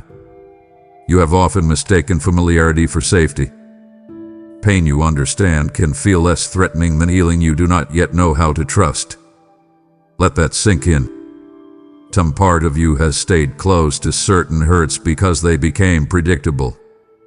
They became part of the atmosphere of your inner world. You learned how to navigate around them. You learned what they sound like. You learned how they affect your decisions, your relationships, your reactions, your self-talk. And because they were familiar, you stopped challenging them as strongly as you once did. You stopped confronting the bitterness quickly. You stopped questioning the fear that shows up before anything has even gone wrong. You stopped resisting the numbness that creeps in when life feels too full. You stopped interrupting the mental loops that keep you awake. You stopped noticing how often you expect disappointment before you allow hope. You stopped asking why receiving love feels harder than giving it. You stopped asking why rest feels uncomfortable. You stopped asking why peace feels unfamiliar enough that when it starts to arrive, you almost feel suspicious of it. My child, that is not small. That is pain becoming architecture. That is suffering becoming a silent interior system. That is why I am speaking so directly now. I want to shake you awake in the kindest way possible. I want you to realize that just because something has been with you a long time does not mean it belongs in your future. Just because you can predict it does not mean it is part of your design. Just because it has shaped how you cope does not mean it has the right to keep shaping how you live. So I am inviting you. No, I am urging you. Stop making peace with what has been stealing from you. Stop giving permanent language to temporary pain. Stop saying, "This is just how I am," when what you mean is, "This is what I adapted to." Those are not the same thing. There are things in you that are not identity. They are injury. There are patterns in you that are not personality. They are protection. There are reactions in you that are not wisdom. They are echoes. And if you do not begin to distinguish between who you are and what happened to you, you will keep defending things that are actually asking to be healed. I do not want that for you. I want you free enough to know the difference. I want you clear enough to say, "This may be familiar, but it is not my home." I want you brave enough to let go of the strange comfort that comes from living inside pain you know how to predict. Because healing can feel unfamiliar at first. Peace can feel unfamiliar. Softness can feel unfamiliar. Rest can feel unfamiliar. Trust can feel unfamiliar. But unfamiliar does not mean unsafe. Sometimes the very thing your nervous system mistrusts is the thing your soul has been asking for all along. So be careful what you label as dangerous simply because it is new. And be careful what you label as normal simply because it is old. I want you to do something with me now that may feel uncomfortable, but it is necessary if you are going to stop building your life around pain. I want you to take inventory of what you have normalized. Be honest. Have the courage to look. What emotional patterns have you stopped questioning? What thought loops have you accepted as background noise? What habits of self-protection are so automatic that you barely notice them anymore? Where do you shut down? Where do you overcompensate? Where do you brace before there is a threat? Where do you assume rejection before love even has a chance to settle? Where do you keep your guard high and call it discernment when, if you are honest, some of it is fear? Where do you stay busy because stillness would force you to feel what you have been avoiding? Where do you reach for distraction because your heart has become a room you do not like being alone in? These are not small questions. Sit with them. Do not rush. Do not skim over the answers. Let them come. Let your own life speak back to you. And as you begin to see, do not move immediately into self-criticism. Move into surrender. Tell me what you see. Tell me where the pain has become too woven into your daily life. Tell me where your reactions feel older than the moment in front of you. Tell me where your body is carrying stories your mouth has never fully told. Tell me where your relationships are being shaped by wounds you never meant to hand them. Tell me where your joy has become conditional because your pain taught you to stay guarded. Then listen to me. Once you see it, do not simply nod and continue as usual. Interrupt it. Challenge it. Bring it into the light again and again until it loses the power of secrecy and routine. When the old thought comes, do not welcome it like an old roommate. Challenge it. When the old fear rises, do not instantly obey it. Name it. When the old urge to shut down comes, pause and ask what it is protecting. When the old ache tries to define the day, stop and remember that feeling familiar does not make it final. I want you active in this. I want you engaged. Healing is not passive agreement with a nice idea. It is courageous participation. It is repeated honesty. It is returning to truth when the old pattern feels easier. It is learning to recognize the moment when pain tries to reclaim normalcy and refusing to hand it the keys. That may feel difficult at first, but difficulty is not a sign you are doing it wrong. Sometimes difficulty is the friction of freedom beginning. Sometimes what feels awkward is the old system losing control. Stay with it. Keep going. Do not let the discomfort of change convince you that the old pain was better. It was only more familiar. So I want to leave this section by giving you a clear command wrapped in love. Stop adapting to what is hurting you. Stop adjusting your life around the very thing I am trying to heal. Stop speaking about your pain as if it is permanent furniture in the house of your heart. Move it out. Name it. Grieve it if you must. Understand where it came from. Be patient with the process, but do not keep treating it like it belongs there forever. Your heart was not designed to become a warehouse for old sorrow. Your mind was not designed to become a looping chamber of fear and self-protection. Your spirit was not designed to live half-curled around wounds that should have been tended. I want more for you than functional survival. I want more for you than looking composed while feeling depleted. I want more for you than smiling while inwardly shrinking. I want your inner world cleaner, calmer, lighter, truer. And that begins with this simple but powerful shift. Stop calling pain normal just because it stayed a long time. Some storms last, but they are still storms. Some winters feel endless, but they are still seasons. Some burdens become familiar, but they are still burdens. Do not crown them. Do not settle under them. Do not decorate them and call the arrangement peace. Invite me in. Let me disturb what has become too settled in the wrong way. Let me expose what has become too integrated. Let me pull apart what you thought was just your personality but is actually a wound asking for mercy. This is not about becoming someone else. This is about becoming more fully yourself, without pain sitting in the center of the room. So start today. Notice one pattern. Interrupt one lie. Set down one burden. Speak one honest prayer. Refuse one old agreement. Choose one act of trust. Then come back again tomorrow and do it again. I am with you in that. I am not asking you to leap into instant perfection. I am asking you to stop cooperating with what is harming you. That is holy. That is brave. That is the beginning of a real shift. And if you will let me lead you there, you will discover that what once felt normal can begin to feel strange, and what once felt unfamiliar, peace, softness, steadiness, rest, can begin to feel like home.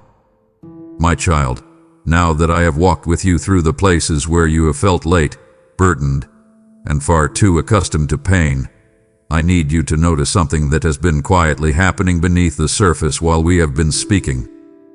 Something in you is ready for a shift. I am not saying that because it sounds encouraging.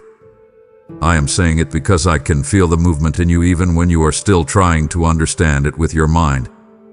There is a difference between being tired of pain and being ready to leave it.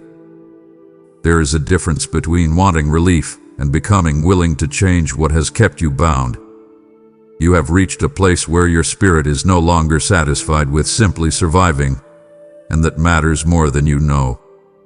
I have watched you live through seasons where your energy went almost entirely into endurance. You did what you had to do. You kept going. You held your responsibilities. You showed up in the ways life demanded. But deep inside, there has been a growing discomfort with the old ways of caring, coping, numbing, and delaying.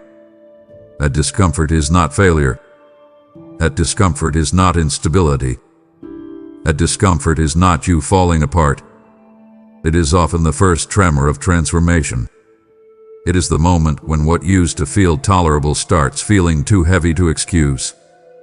It is the moment when what once seemed normal begins to feel wrong. It is the moment when the old patterns no longer fit as comfortably as they used to, even if you still know how to return to them. That matters. Do not dismiss it. Do not call it confusion too quickly. Do not rush to soothe yourself back into the familiar just because the newness of change feels uncertain. Sit with it. Honor it. Recognize it. Something in you is waking up. Something in you is growing tired of the old agreements. Something in you is no longer willing to keep living under the same inner weather. Something in you is beginning to crave truth more than comfort, healing more than habit, honesty more than image. I want you to pay attention to that. Stay with that. Let that become real. This is not a random emotional moment. This is not just inspiration passing through.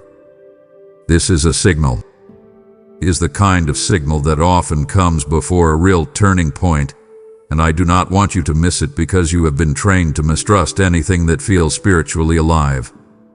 You have been so accustomed to managing yourself that sometimes when life begins to rise in you again, you instinctively get suspicious. You wonder if it is real. You wonder if it will last. You wonder if you are just having a moment. I understand why you do that. But do not use caution to choke what I am trying to awaken. Let it breathe. Let it stretch you. Let it take up space in you. You do not need to force a dramatic response. You do need to stop resisting the quiet realization that you cannot stay where you have been. That is the shift. It often begins there, not in a loud declaration, but in a deep internal recognition that something old is ending and something more honest is trying to begin. So I want you to receive this as a direct invitation. Stop arguing with the change that is trying to reach you. Stop talking yourself out of the holy discomfort. Stop shrinking the moment. Let yourself admit, yes, something in me is ready. Yes, I am tired of this old cycle. Yes, I do want more than this. That kind of admission is powerful. It is not dramatic. It is decisive. And I want you to become decisive with me now.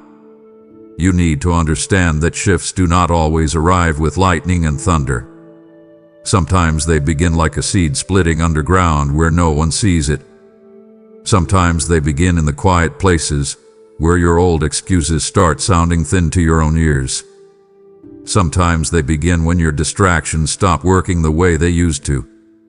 Sometimes they begin when the things you once ran to for comfort no longer numb you the same way. Sometimes they begin when your soul gets so weary of the same loop that even temporary relief starts feeling empty. That is where many of your deeper changes have begun, even if you did not recognize them at the time. You have looked for transformation in big, visible moments, but often I start with subtler movements. I begin by disturbing your attachment to what has been hurting you. I begin by making the old shelter feel too small. I begin by allowing you to feel the friction between what you have been tolerating and what your spirit actually longs for. That friction is not cruelty. It is mercy. It is how I keep you from settling permanently into spaces that were only ever meant to be temporary. So if you have been feeling restless lately in ways you cannot fully explain, do not immediately interpret that as instability. If you have been feeling less able to tolerate the same compromises, the same emotional numbness, the same spiritual distance, the same patterns that once felt familiar, do not automatically call that weakness. It may be growth. It may be the early sound of chains loosening. It may be the first crack in an inner structure that was never meant to hold your life forever. This is why I want you to cooperate with the shift instead of resisting it. Do not keep feeding what you already know is losing its hold. Do not rush back to old comforts just because they are easier to predict. Do not run from the discomfort of becoming new. Becoming new can feel awkward before it feels natural. Healing can feel vulnerable before it feels safe. Peace can feel unusual before it feels stable. Honesty can feel risky before it feels freeing. But if you keep retreating every time the newness feels unfamiliar, you will keep circling the same mountain while your soul quietly cries out for open land. I want open land for you. I want spaciousness in you. I want room in your heart where there has been crowding, room in your mind where there has been static, room in your spirit where there has been pressure. To make space. That is your command in this moment. Make space. Make space for silence. Make space for truth. Make space for prayer that is honest instead of polished. Make space for the hard conversation you keep delaying. Make space for the boundary you know you need. Make space for the grief you have been rushing past. Make space for the possibility that your life can feel different from the inside. This is not just about what you stop doing. It is also about what you start allowing. Start allowing stillness. Start allowing tenderness. Start allowing yourself to believe that change is possible without needing to see the whole map. Start allowing me to disturb what no longer serves your peace. That is how you partner with a shift. You stop clinging to what is familiar simply because it is familiar. You start listening for what is true, even if it asks more of your honesty. I also need to tell you that the shift you are sensing is not merely emotional. It is relational. It is not only about habits changing or patterns breaking, though those things matter. It is about you becoming willing to let me deeper into the parts of you that have stayed guarded for too long. That is why this moment feels weighty. This is not just self-improvement. This is not just a better routine or a cleaner mindset, though those may become part of the fruit. This is about closeness. This is about whether you are willing to let me into the rooms you have visited mostly alone. This is about whether you are ready to stop curating what I see and let me touch what has been real all along. Some of your deepest exhaustion has come from living partially known. You may be surrounded by people and still feel inwardly isolated because the places where you most need care have remained hidden, even from yourself at times. You have gotten used to relating to me through the parts of you that feel acceptable, capable, controlled, and spiritual enough. But the shift I am calling you into requires something more intimate than that. It requires access. It requires trust. It requires the kind of honesty that says, I am tired of performing strength in places where I need healing. That is a holy sentence for you. Say it if you need to. Let it land. The shift will deepen the moment you stop trying to impress me with your intentions and simply bring me your actual condition. That is where real transformation takes root. So open the door wider. Do not just let me stand in the hallway of your life. Invite me into the room where you keep the things you are embarrassed by. Invite me into the room where you store your unfinished grief.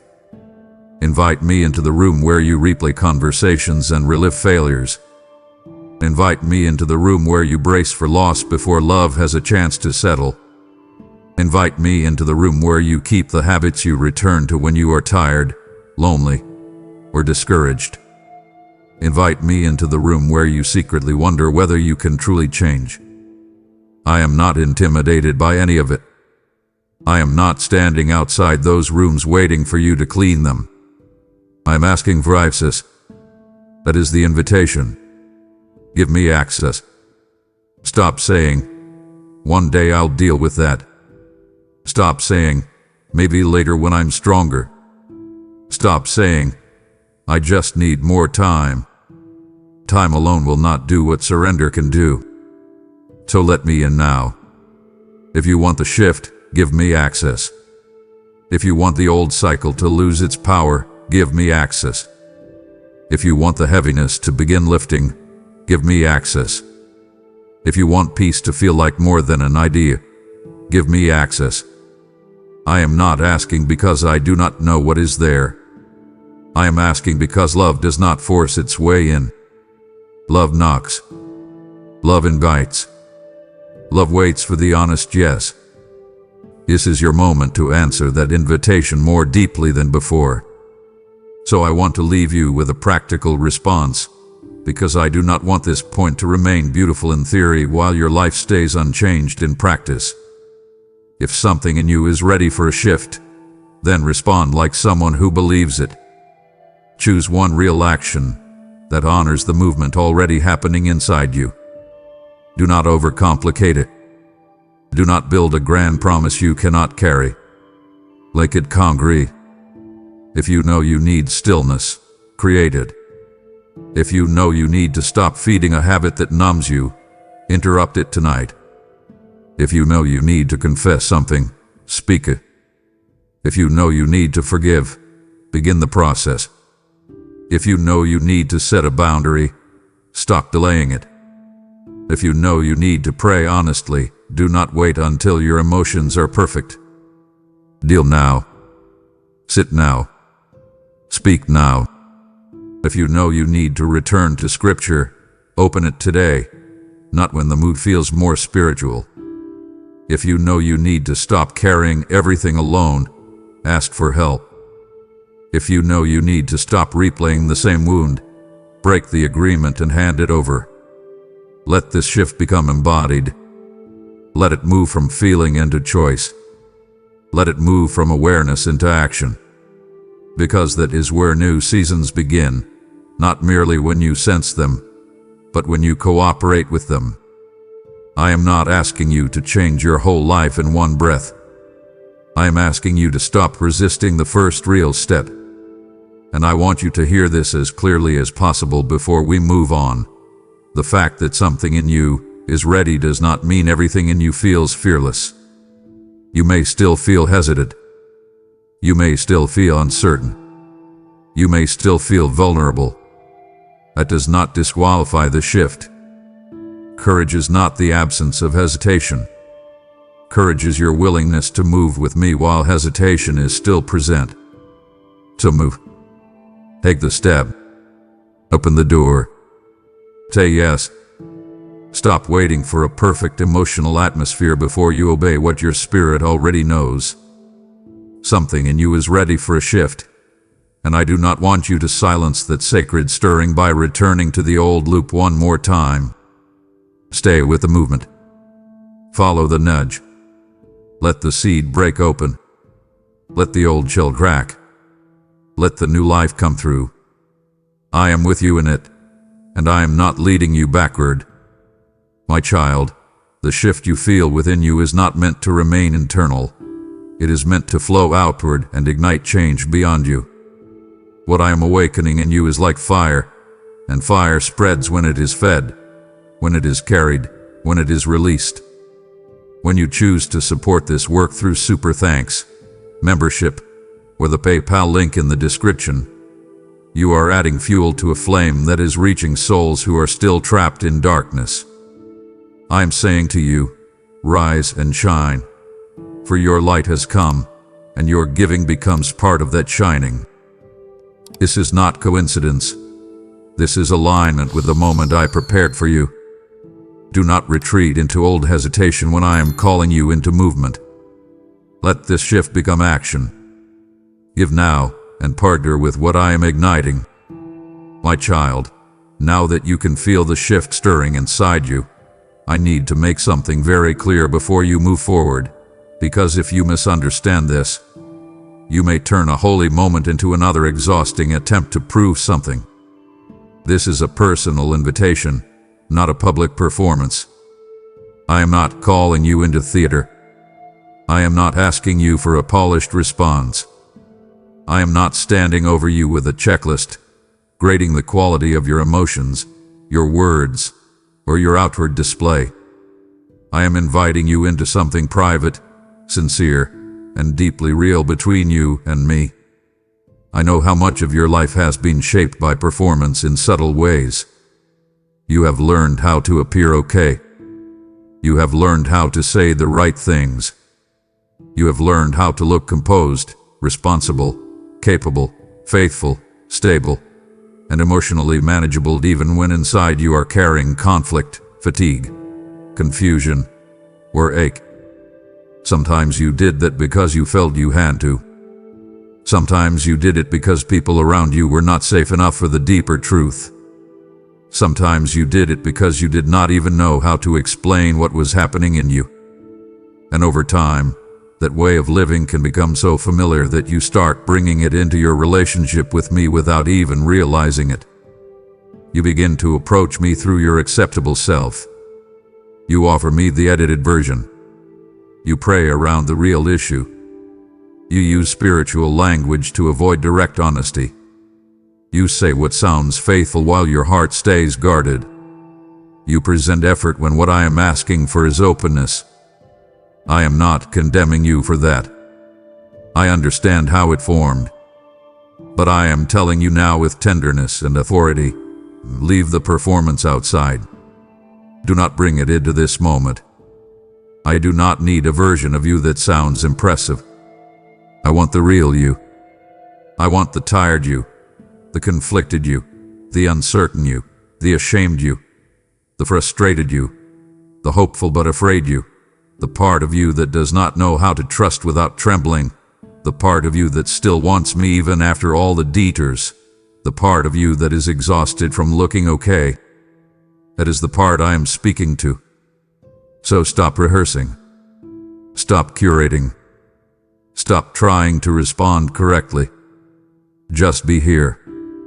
Just be honest. Just let this become what it truly is, a one-on-one moment where you are fully seen and fully invited. That is where real intimacy begins. Not in performance, but in truth. Not in image, but in openness. Not in carefully chosen words, but in surrendered presence. I want you to hear this personally. I would rather have one unpolished sentence from your real heart than 1,000 perfect phrases spoken from behind a mask. That matters. That is the atmosphere of this moment. So come closer without your costume. Come closer without your script. Come closer without your need to manage how this looks. This is between you and me. Feed it that way. I also need you to understand that performance can hide in more than obvious places. It is not only about how you appear in front of other people. Sometimes performance is inward. Sometimes it is the way you manage your own self-image. Sometimes it is the pressure you place on yourself to do this right, to have the right emotional reaction, to feel deeply enough, to sound sincere enough, to respond fast enough, to be transformed dramatically enough that you can reassure yourself the moment was real. Be careful there. That pressure can corrupt a sacred encounter. It can make you self-conscious when I am inviting you to become God-conscious. It can make you monitor yourself when I am asking you to surrender yourself. It can make you wonder, am I doing enough? When the deeper question is, am I being honest? I want honesty. I want reality. I want the simple, unforced response that rises from a heart that has finally stopped trying to control the atmosphere. You do not need to manufacture depth. You do not need to force tears. You do not need to promise me your entire future in one emotional burst. You do not need to create a dramatic moment to prove this matter. Just let it matter. Let it matter quietly if that is how it comes. Let it matter deeply if that is what rises. Let it matter through one sincere prayer, one honest confession, one true surrender, one clear decision, one small act of obedience. Do not underestimate the power of the simple and the sincere. Some of the most important moments between us in your life have not looked dramatic from the outside. They looked like a quiet yes. They looked like a moment of stillness. They looked like you finally admitting what you had been avoiding. They looked like you stopping mid-pattern and choosing a different response. They looked like you sitting in silence instead of running to distraction. They looked like you telling me the truth without trying to decorate it.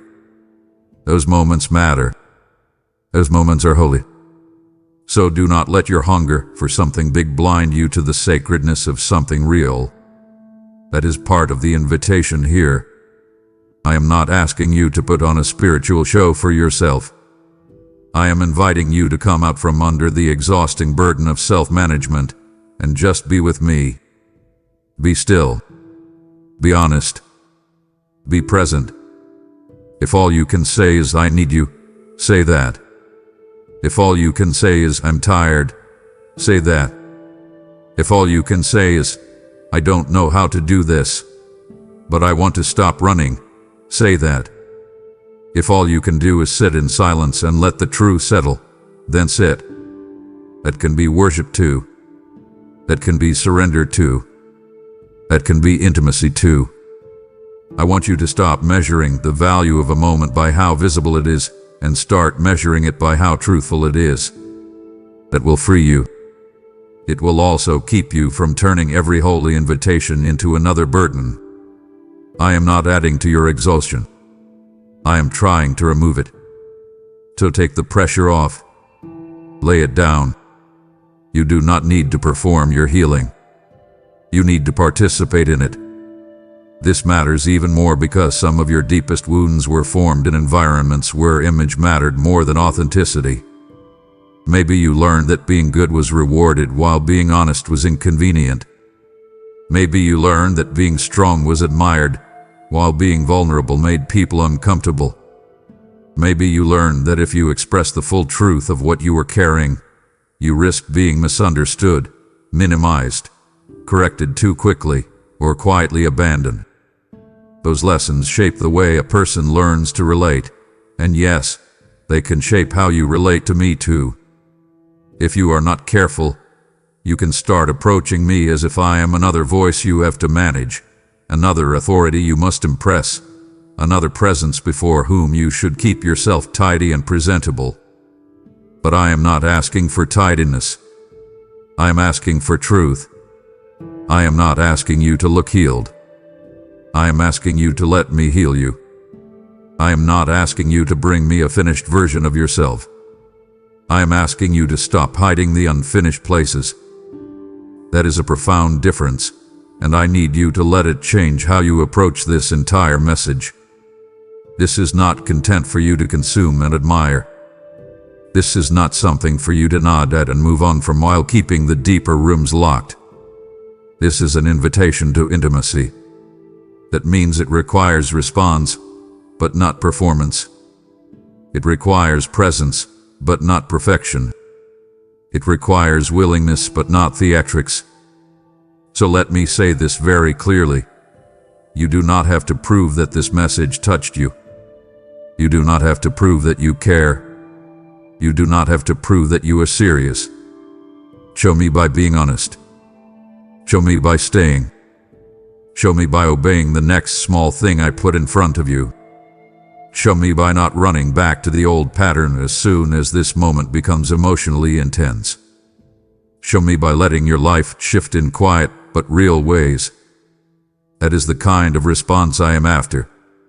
Not public display. Not spiritual performance. Not a flood of words that evaporate by tomorrow. I want rooted response. I want sincere movement. I want the kind of yes that reaches your habits, your thought patterns, your boundaries, your private choices, your relationship with silence, your willingness to tell the truth. That is what makes this personal. That is what makes it sacred. This is not about what anyone else sees. It is about what you do when no one is watching. It is about what you choose when the screen is gone, the music is gone, the emotional atmosphere fades, and it is just you and the next decision.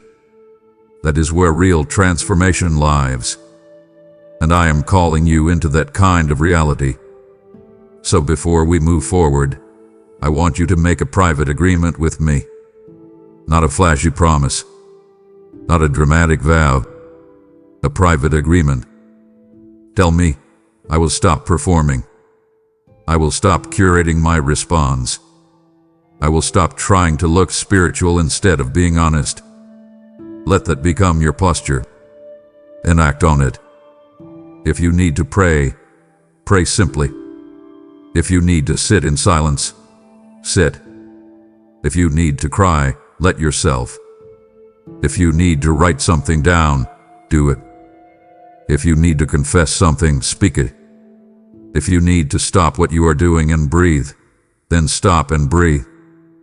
Do what is real, not what is impressive. Choose sincerity over spectacle. Choose truth over image. Choose quiet obedience over dramatic emotion that changes nothing. That is my invitation to you. It is personal. It is intimate. It is gentle, but it is also serious. Because when you stop performing, you become available in a new way. When you stop trying to manage how this moment looks, you can finally receive what it is meant to do. When you stop offering me the edited version, I can begin touching the actual wound. When you stop trying to respond in a way that reassures your ego, I can start restoring your heart. That is what I want. I want the real you. I want the hidden you. I want the part of you that has been exhausted from being fine. Bring that part to me. Let this be the moment where you stop pretending that looking composed is the same thing as being whole. It is not. And you are ready for something truer than that now. Come closer. Put the performance down. Put the pressure down. Put the script down. Let this be what it was always meant to be. A personal invitation from my heart to yours. One that can change more than your feelings if you will let it reach your real life. My child, now that you have stayed with me through all of this, now that you have felt the weight of what I have been showing you, now that you have recognized the hidden burdens, the familiar pain, the quiet longing, the shift stirring inside you, and the invitation to stop performing, I need to speak to you with clarity about what comes next. What happens next depends on whether you let this go deeper. I do not say that to make you anxious. I say it because this moment can become one of two things in your life, and the difference is not in how emotional it feels right now. The difference is in whether you allow it to move beneath the surface. You can hear words that touch you and still walk away unchanged. You can feel comfort for a few moments and still return to the same patterns before the day ends. You can agree with truth in your mind while keeping your deeper life arranged exactly the same way. That is why I need you to stop here and understand something important. Depth is a choice. A holy moment can knock on the door, but you must decide whether you will open the inner room or simply wave at it from the hallway. I have brought you this far because I wanted more than a passing reaction from you. I wanted more than agreement. I wanted access. I wanted your real life. I wanted your next decision. I wanted the private places where your habits live, where your thought patterns repeat, where your self-talk forms, where your coping mechanisms rise automatically, where your emotional reflexes take over, where your faith is either practiced or postponed. That is where depth lives. It does not live only in how stirred you feel while you listen. It lives in what you do when the stirring asks something of you. So listen closely and do not brush this aside. If you want this moment to become a turning point, then let it enter the places where you usually shut the door. Do not keep this at the level of inspiration. Inspiration can warm you for an hour and leave you cold by nightfall if it never becomes surrender. Do not keep this at the level of comfort alone. Comfort matters, and I have offered it to you. But comfort without response can become another way you briefly feel better without actually changing. I want more for you than temporary relief. I want transformation that reaches your roots. I want truth that follows you into your routines. I want the words you heard here to meet you when the old thought returns, when the old temptation rises, when the old fear starts speaking, when the old urge to withdraw shows up again. That is what deeper means. It means you do not leave this message behind when the screen changes. It means you carry it into your next conversation, your next quiet hour, your next decision, your next night when the room is silent and your old patterns try to reclaim the space. I want you to be ready for that. I want you to expect that the real test of this moment is not what you feel now, but what you choose later. So make a decision before the old cycle tries to pull you back. Decide now that you will not reduce this to a fleeting emotional encounter. Decide now that you will not honor this only with your attention, and then deny it with your habits. Decide now that you will let this go deeper than your feelings. Let it reach your patterns. Let it reach your priorities. Let it reach your relationships. Let it reach your thought life. Let it reach your private responses. Let it reach the places where your life is actually shaped. That is where what happens next will be decided. I also need you to understand that going deeper does not mean becoming dramatic. It means becoming consistent. This is where many people misunderstand transformation. They think the deepest moments are always the loudest, the most intense, the most visibly emotional, the most immediately life-altering in a way everyone can see. But some of the deepest work I do in a soul happens quietly, steadily, faithfully, through repeated choices that no one else applauds. It happens when you choose truth again tomorrow, not just tonight. It happens when you interrupt the same old thought and refuse agreement with it. It happens when you stop feeding the habit you know keeps you numb. It happens when you return to me in the morning even if the emotional warmth of this moment has faded. It happens when you stop waiting for a feeling and start honoring what you already know. It happens when you make room for prayer before panic. It happens when you choose honesty over self-protection. It happens when you stop rehearsing your pain and start bringing it to me. It happens when you sit with discomfort long enough to learn from it instead of running to whatever helps you escape it for an hour. That is depth.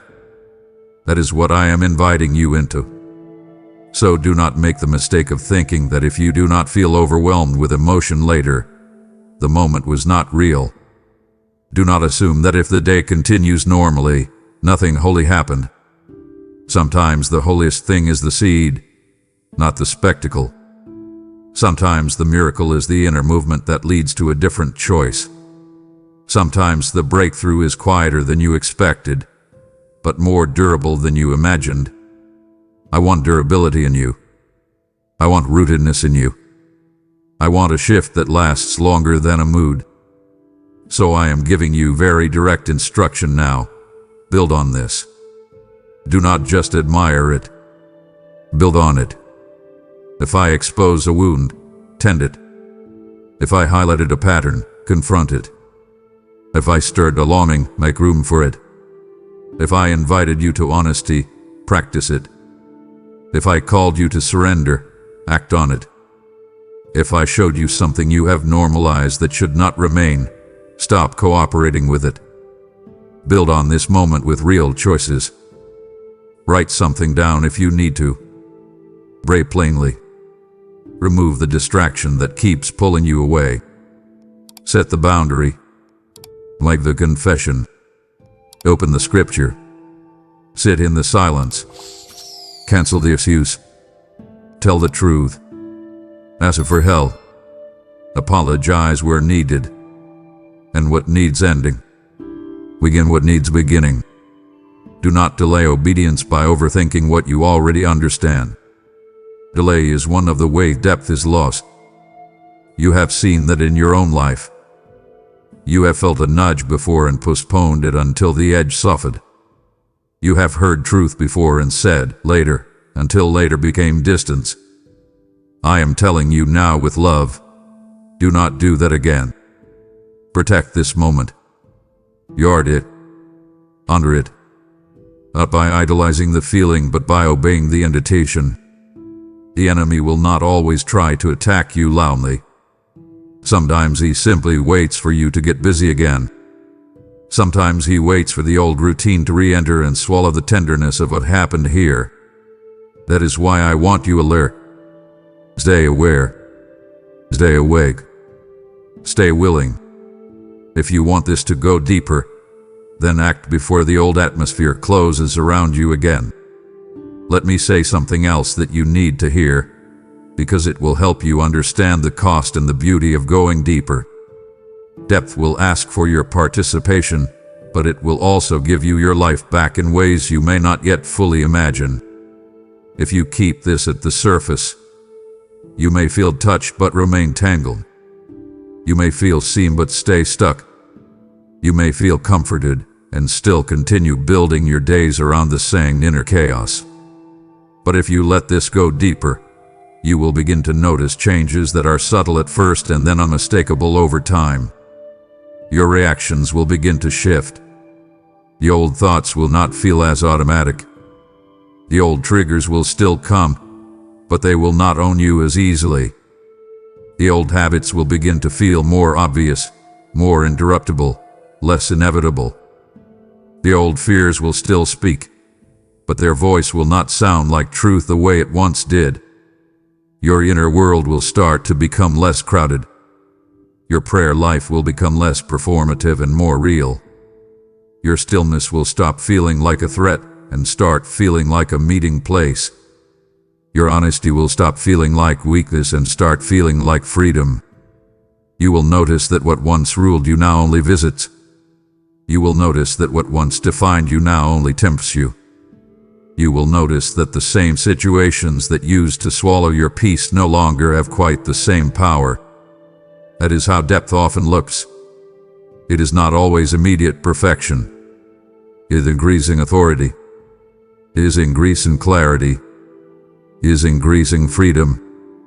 It is increasing intimacy. It is you becoming less available to what has harmed you and more responsive to what heals you. That is what I want for you. But I need you to understand that I will not do your part for you. I will strengthen you, guide you, correct you, comfort you, and stay with you. I will remind you. I will convict you. I will meet you. I will keep drawing you. But I will not choose honesty for you. I will not choose surrender for you. I will not choose whether you keep feeding the old pattern. I will not choose whether you remain in the same compromises. Those choices are where depth is decided. So decide. Do not keep floating. Do not keep living as if your inner life can remain vague and still become whole. Choose what you want your future to be shaped by. Choose whether you will let truth cost you something. Choose whether you will keep reaching for temporary comfort when deeper healing asks for your cooperation. Choose whether this message becomes a memory or a milestone. That choice matters. And I am not saying it to burden you. I am saying it because you are stronger than the passive version of yourself you have sometimes settled into. You are capable of more honesty than fear has told you. You are capable of more obedience than shame has suggested. You are capable of more closeness than your old self-protective habits have allowed. So rise into that.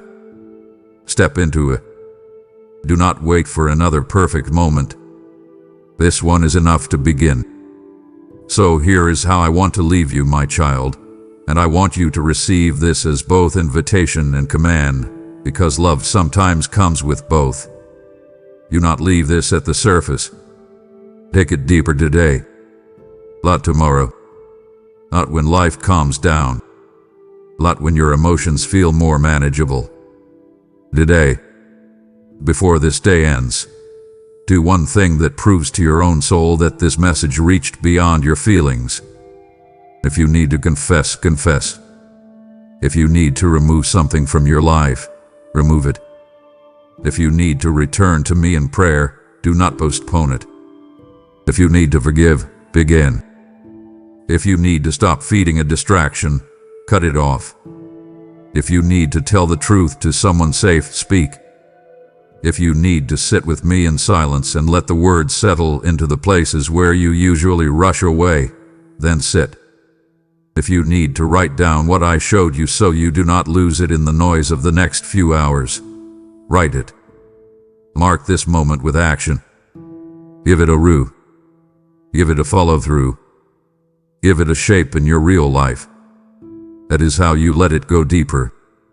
And as you do, remember this. I am not asking you to become perfect in one night. I am asking you to become available. I am not asking you to fix everything at once. I am asking you not to walk away unchanged when your spirit already knows something holy happened here. Protect what was planted. Water is. Return to it. Build on it. Speak with me again after this. Come back tomorrow.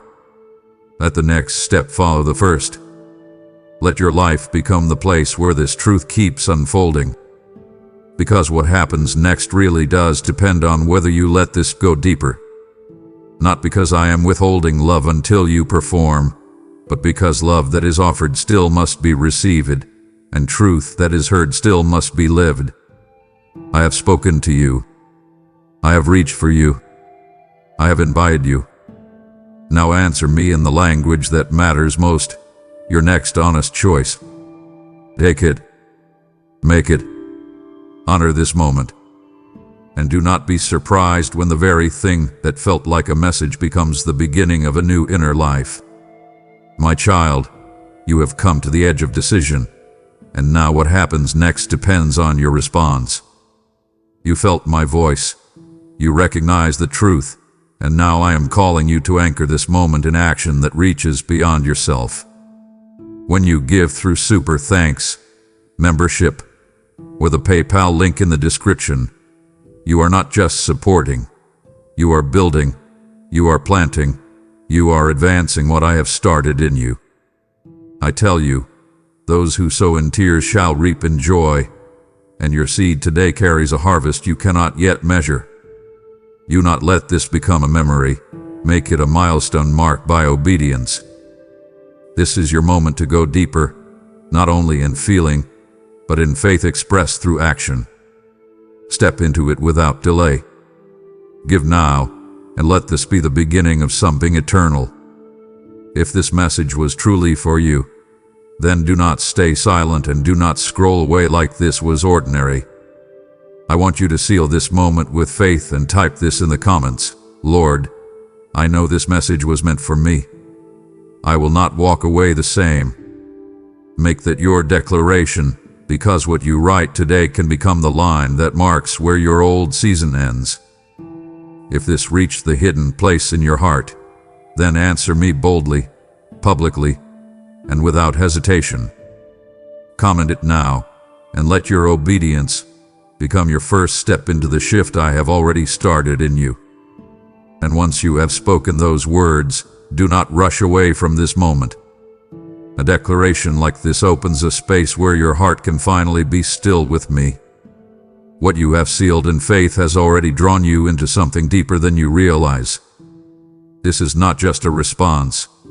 It is an invitation into closeness, into a moment set apart just for you. So remain here, because what you stepped into was never random. It was prepared long before today. I am here, and you are here. You did not find this moment by accident. I planned this holy intersection of time long before you took your first breath. I called you away from the rushing crowds. I separated you from the endless noise. I brought you to this exact place to sit with me in the quiet. I know the heavy weight you carry. I see the quiet fear of the future that keeps you awake in the dark. I feel the crushing pressure at your job that makes your shoulders ache.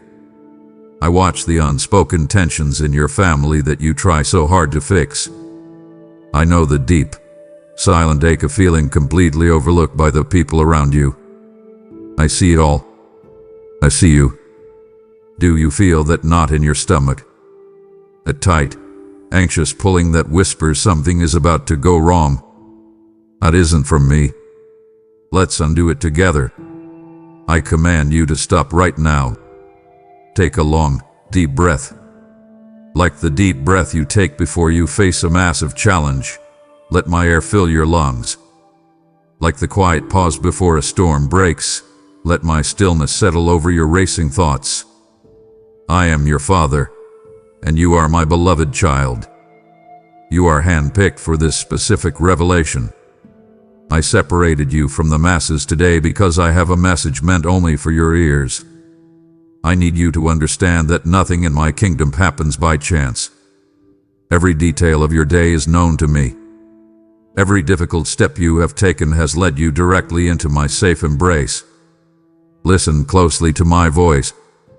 The world gives you nothing but constant confusion, loud demands, and draining expectations. The silence of the world often feels empty and cold. But my voice brings absolute clarity. My voice brings life, light, and liberation. I invite you to prepare your heart to receive my words today. Open the locked doors of your soul. I invite you to let go of the desperate need to control your life. You do not have to hold your world together. I am the Almighty God, and that is my job. I command the chaos in your mind to completely cease. I tell you to rest. I invite you to trust me. You might ask why I chose you. You might look in the mirror and think you are too broken, too tired, or too flawed to hear from me. But I look at you, and I see a magnificent masterpiece. I see a heart ready for true transformation. I separated you from the crowd because I want a real, one-on-one conversation with you. I will replace your silent struggles with solid strength. I will take your heavy burdens and give you profound peace. I will guide you through the fire. I will protect you from the storm. I am always by your side, fighting the battles you cannot see. Pause right now. Close your eyes for just a moment. Feel the steady rhythm of your own heartbeat. That is my gift to you, keeping you alive second by second, minute by minute. I placed that rhythm inside your chest. I will never abandon the beautiful life I created. You are mine, and I am yours. Step fully into this divine appointment. I invite you to leave your heavy worries on the ground and walk forward with me. Hear my commands, absorb my promises, and let my perfect love wash away every hidden fear. You are exactly where you are supposed to be. I am speaking directly to your heart. Listen to me, my child, and let us begin. You look in the mirror and you see a collection of mistakes. You see the tired eyes, the physical flaws, and the quiet failures that nobody else knows about. You compare your everyday reality to the highlight reels of others, and you secretly conclude that you are simply not enough. I command you to stop believing that lie right now. I look at you, and I see my absolute masterpiece. I do not see a broken vessel. I see a chosen instrument. You measure your worth by your bank account, your job title, or the approval of people who are just as lost as you are. I measure your worth by the ultimate price I paid to call you my own. You are not a discount item on the shelf of life. You were bought with the highest currency in the universe, the very life and blood of my son. I know you try desperately to hide your scars. You cover up the times you failed, the relationships that shattered, and the moments you felt completely humiliated. I invite you to bring those scars into my light. You view them as ugly reminders of your past, but I transform them into brilliant symbols of my grace. Your scars prove that you survived. Your wounds are the exact places where my healing light enters your soul. I have deposited unique, powerful spiritual gifts deep within your chest. You have the ability to listen to a broken friend and bring them peace. You have the capacity to create, to lead, and to love in ways that no one else on this earth can replicate. Do not bury these gifts under a mountain of self-doubt. I command you to dig them up and use them. You spend so much exhausting energy trying to earn a place at the tables of this world. You hustle for a promotion. You perform for attention. And you twist yourself into knots to be accepted by people who will forget you tomorrow. I am telling you the truth about your worth today. You do not have to hustle for my love. You do not have to perform for my approval. You are already a co-heir with Christ. You already have a seat at the highest table in eternity. I invite you to step into this royal identity. Walk into your workplace tomorrow not as a beggar looking for validation, but as a deeply loved child of the Creator. Hold your head high. You carry my royal bloodline in your spiritual veins. You are infinitely valuable, fiercely protected, and unconditionally loved by me. I want you to let that reality sink deep into your bones. You are not an accident. You are not a background character in someone else's story. I designed your personality, your laugh, and your unique way of seeing the world. I celebrate you. I rejoice over you with singing. I command the heavy blanket of worthlessness to fall off your shoulders right now. You are my beloved child. You are enough, simply because you are mine. I see you staring at the ceiling in the middle of the night, terrified of what tomorrow might bring. You are desperately trying to calculate your next move. You want a detailed map of your entire future. You want guarantees that your career will work out, that your family will be safe, and that your financial struggles will end. I am not giving you a map. I am giving you a compass, and that compass is my daily presence.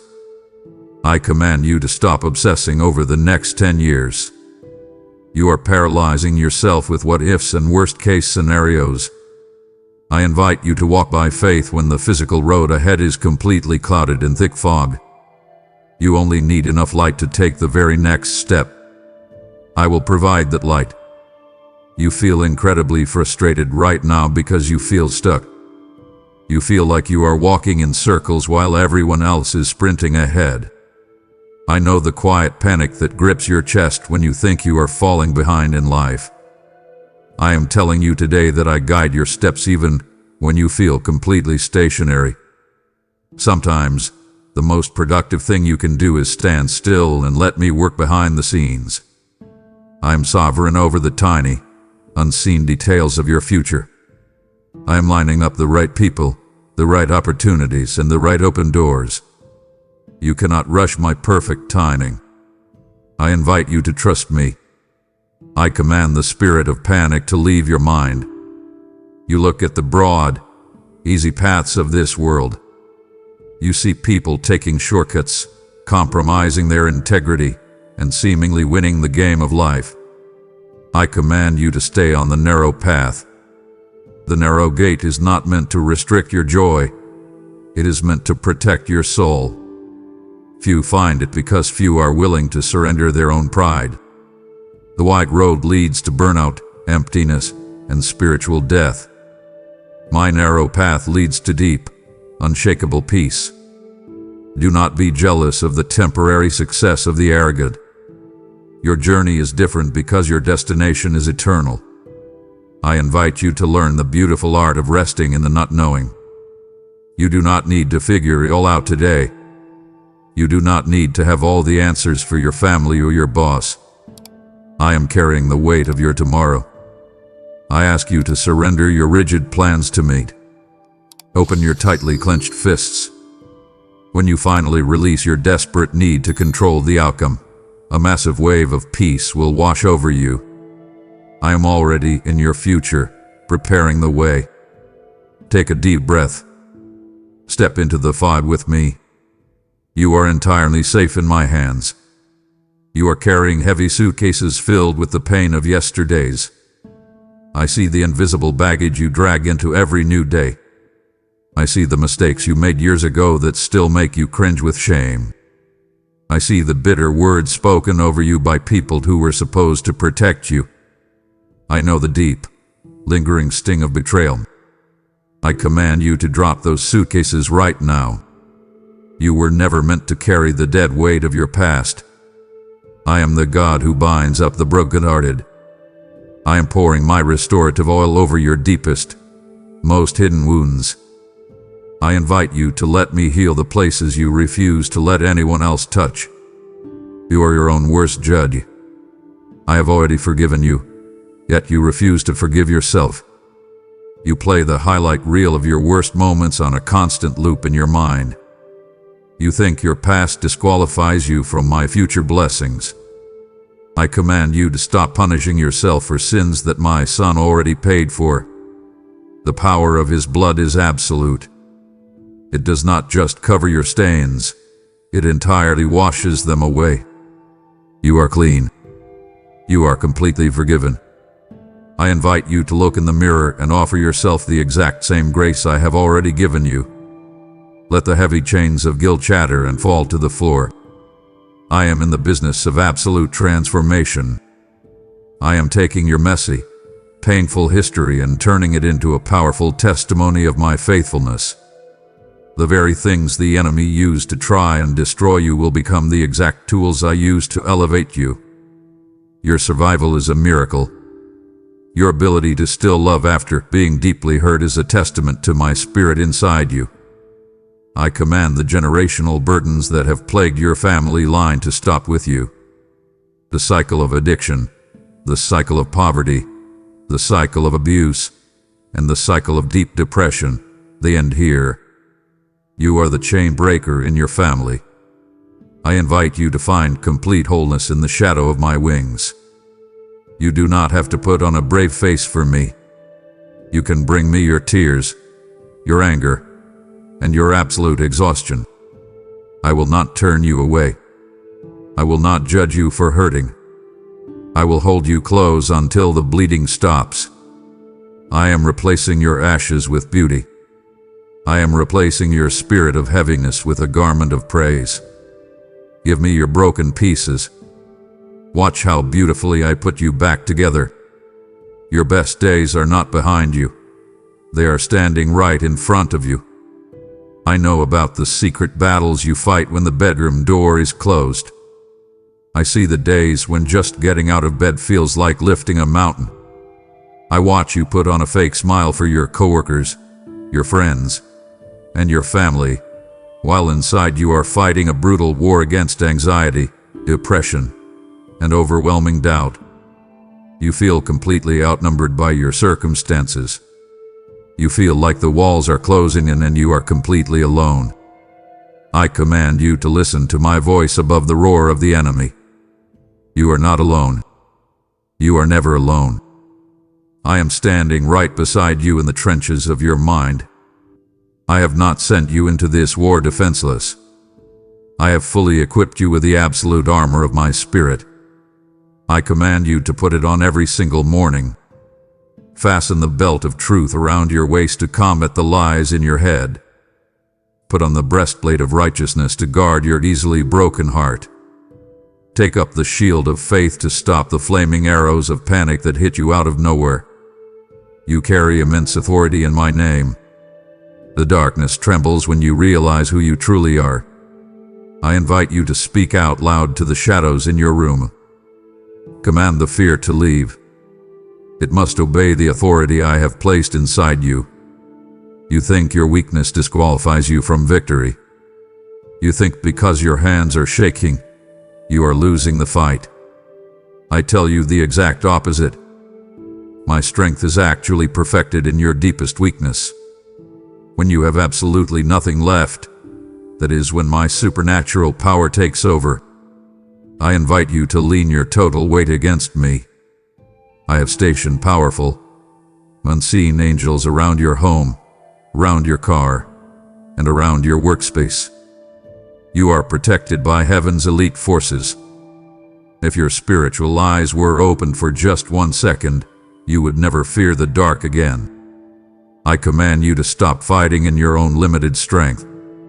The victory you desperately want begins in the quiet, hidden place of prayer. You do not need fancy words. You just need a genuine heart. Cry out to me. Whisper my name when the panic attacks hit. Say Jesus when you cannot form any other sentence. That one word carries enough power to break every chain in your mind. I am fighting for you. I am pushing back the darkness on your behalf. Stand firm. Hold your ground. The secret battle you are fighting today is producing a public victory for tomorrow. You are a warrior, and you are winning. Since I am teaching you to stand firm in this secret battle, I am also calling you to become a pillar of strength for others who are still drowning in the dark. You have felt my power equipping you, and now I invite you to join me in arming a global army of believers by supporting this mission. When you sow through a super thanks with a link below, you are not just giving money, you are forging spiritual weapons for those who have no hope left.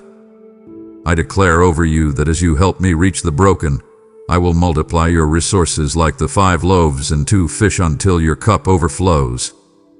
Your seed today is a prophetic strike against the kingdom of darkness, ensuring my light reaches every hidden corner of the earth. I will rebuke the devourer for your sake and open the windows of heaven until there is no room to receive the blessing. I command you to step out in bold faith now and plant your seed of victory in the soil of this ministry. My child, do not turn away from me now, for my heart is open and pouring into yours in this very moment. It would deeply grieve my spirit if you walked back into the noise of the world before I have finished arming you for the victories ahead. We are standing at a sacred threshold, and to leave now would be to leave your healing unfinished and my promises half-heard. Stay with me. Your soul cannot afford to miss the transformation that is coming in the next breath. I have so much more to reveal to you, and it would break my heart to see you face tomorrow without the full weight of my wisdom. You are running on fumes. I see the deep, bone-crushing exhaustion that caffeine cannot fix. You live in a loud, demanding world that glorifies hustle, overwork, and endless grinding. You measure your value by your productivity. You are constantly striving, constantly pushing, and constantly trying to build your own safety net through pure human ego and effort. I command you to step off this toxic treadmill. I command you to stop treating your body and your soul like machines. I did not create you to live in a perpetual state of stress. I created you for rhythm, for purpose, and for profound peace. I invite you to experience the Sabbath of the soul. This is a rest found only in my immediate presence. You sleep for hours, yet you wake up completely drained because worldly sleep only rests the body. I offer spiritual rejuvenation that restores your actual core. I command you to carve up quiet spaces in your chaotic day. Turn off the glowing screens. Put down the endless stream of bad news. Sit in absolute silence with me for just 10 minutes. Let my word recharge your entirely depleted spirit. This is not a suggestion. This is a survival tactic for your soul. I see the tight grip you have on your life. You are holding on so tightly that your spiritual knuckles are white. You think if you rest, everything will fall apart. You think the world requires your constant worrying to keep spinning. I command you to let it go. I invite you to breathe in my endless grace and physically exhale your toxic anxiety. Breathe in. Breathe out. Feel the tension leaving your neck and your shoulders. The universe is entirely secure in my hands. I do not need your stress to accomplish my will. I am calling you to the easy yoke and the light burden. The world hands you a crushing boulder of expectations, debts, and fears. I offer you a yoke perfectly fitted to your shoulders. Walk closely beside me. Do not run ahead in panic, and do not lag behind in despair. Keep my pace. When you work with me, the heavy lifting is done by my grace, not your grit. I invite you to trade your exhaustion for my energy. Trade your frantic striding for my quiet confidence. Rest is not a weakness. It is a powerful declaration of your faith. It is you saying, God is in control, and I am not. I command you to rest today, my beloved child. I see you sitting at your kitchen table, staring at the bills. I watch as you check your bank account and feel that cold rush of panic travel down your spine. You are constantly calculating, constantly worrying about how you will make it to the end of the month. You feel like you are walking through a dry, empty desert, and your resources are completely drying up. I command you to stop looking at what you do not have. Look at me. I am your ultimate provider. I am the God who brings water out of solid rock. I invite you to completely trust me for your immediate needs today. You want a massive storehouse of supplies for the next 10 years, but I give you manna for today. I give you exactly what you need for this specific moment. I will not let you starve. I will not let you fail. You think your survival depends on your job, the economy, or the people who sign your paycheck. I command you to shift your focus right now. Those are just tools I use. I am the actual source of your life. I open doors that absolutely no human being could shut. I close doors that would have destroyed you. You are stressing over an opportunity that fell through, but I am preparing a much better path for you. I invite you to look closely at the streams in the desert I have already provided. Notice the unexpected check in the mail. Notice the friend who bought your lunch. Notice the extra strength you had to finish a hard day. That is my hand working in your life. I know the spirit of lack has a strong grip on your mind. You operate out of a deep fear that there will never be enough. I command you to break that toxic mindset with a heart of pure gratitude. Say thank you for the small things right now. Thank me for the roof over your head. Thank me for the breath in your lungs. Gratitude is the key that unlocks the massive doors of my provision. When you thank me for a little, I trust you with a lot. The abundance of my kingdom is not just measured in paper money or metal coins. My abundance is peace in your mind. My abundance is health in your body. My abundance is love in your home. I ask you to show me your faith before you see the actual harvest. You do not need faith when the bank account is full. You need faith when the field looks completely empty. I invite you to plant your seeds of hard work, kindness, and generosity right now, even when the ground feels hard. I will send the rain. I will make the seed grow. I command you to stop speaking words of poverty and defeat over your home. Say out loud, my God will supply every single thing I need. Believe it deeply. I am taking care of you. You are my responsibility, and I never fail. You feel completely stuck. I know you wake up every single day and face the exact same routine. You drive the same roads, you do the same work, and you feel like your life is on pause. You look at other people moving forward, getting promoted, or finding love, and you wonder if I have forgotten you. I command you to stop comparing your timeline to theirs. I have not forgotten you. You are sitting in my waiting room, and this waiting room has a very specific purpose. I invite you to trust the deep work I am doing inside you right now. I'm pruning you. I know the cutting hurts. I know it feels like I'm taking away things you love. You lost a relationship. You lost a position. You feel stripped bare. I command you to realize that pruning is not a punishment. It is a clear sign of massive future growth. I am simply cutting away the dead branches so you can produce better fruit. You are asking for a bigger platform, a better job, and more responsibility. But I am looking at your character. I use these quiet, frustrating trials to refine your character like solid gold. Fire melts the gold and forces all the hidden impurities to the surface so they can be scraped away. The heat you feel right now is simply the refiner's fire.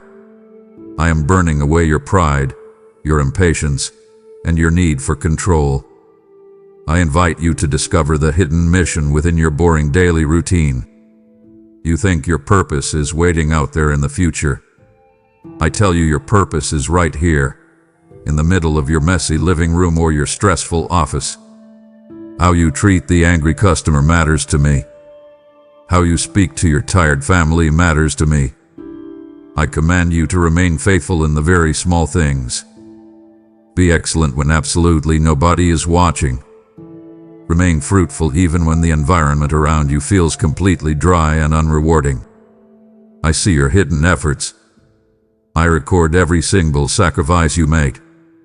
I require your patience. The timing of the Lord is perfect, even when it is wildly frustrating to your human mind. I am not slow. I am perfectly precise. If I gave you the blessing you are crying for right now, it would crush you because you are not strong enough to carry it yet. I am building your spiritual muscles. I invite you to stop rushing the process. Embrace this very moment. Now is the perfect moment for your growth. Stop wishing for tomorrow and start living fully in the today I have given you. I am with you in the waiting. Your heart is racing for no reason. Your palms sweat. Your chest feels tight, and a heavy cloud of dread hangs over your mind. I see the specific things that terrify you. You are terrified of failing. You are terrified of a bad medical report. You are terrified that something horrible will happen to your children. I command that spirit of fear to drop its hold on you right now. I did not give you a spirit of fear. That crippling panic is a direct attack from the enemy to keep you paralyzed. I invite you to identify the deep roots of your worry. You worry because you secretly believe you are completely alone in this fight. I am here to tell you that you are never alone. My perfect love casts out all your fear. Think of a small child waking up from a nightmare. The child is terrified until the father walks into the room and holds them tight. The darkness is still outside, but the child falls back asleep because the father is bigger than the dark. I am your father. I command you to stand incredibly firm on my promise today. I am with you always. I will not leave the room. I will hold your hand through the storm. I invite you to trade your constant fear for my divine power, my deep love, and a completely sound mind. Your mind does not have to be a chaotic war zone. I give you the authority to control your thoughts. When the enemy whispers a lie into your ear about your future, I command you to speak my word out loud right back at him. Do not just think about it. Use your physical voice. Say, God is my refuge and my strength. I will not fear. Your voice, speaking my truth, is a deadly weapon against the darkness. You spend hours agonizing over worst-case scenarios. I command you to stop wasting your energy on battles that do not even exist. You are securely held in my righteous right hand. Even if the absolute worst thing happens, I will be right there to carry you through the fire. The flames will not burn you. The water will not drown you. I invite you to exhale your terror right now. Let your shoulders drop. Unclench your jaw. I am the creator of the universe, and I am fiercely protecting you. You have absolutely nothing to be afraid of. You think prayer is a strict religious duty. You think you have to kneel a certain way, close your eyes, and use complex, fancy words to get my attention. I see you trying to recite a perfect script, and I see you feeling incredibly guilty when you fall asleep while praying. I command you to throw away the religious rulebook right now. I do not want a performance. I want your genuine heart. I invite you to move beyond empty rituals and step into a real, living, breathing conversation with me. You do not need massive words to move my heart. The language of the true heart is often very simple. Sometimes your most powerful prayer is just a tear rolling down your cheek. Sometimes it is a heavy sigh in the middle of a terrible workday. Sometimes it is simply whispering the name Jesus when you feel like you are breaking apart. I hear every single one of those silent cries. I command you to talk to me like I am sitting in the passenger seat of your car. Talk to me while you are folding the laundry. Talk to me while you are walking into the difficult meeting. I invite you to listen for my response. You talk, and then you rush away. I command you to sit in the stillness. Hearing my voice requires you to be quiet. I will rarely shout over the noise of your busy life. I speak in the quiet stillness of your own spirit. I give you a sudden feeling of peace. I bring a specific Bible verse to your mind. I give you a gentle nudge to call a friend. That is me talking directly to you. Pay close attention. Your prayers are not just empty words hitting the ceiling.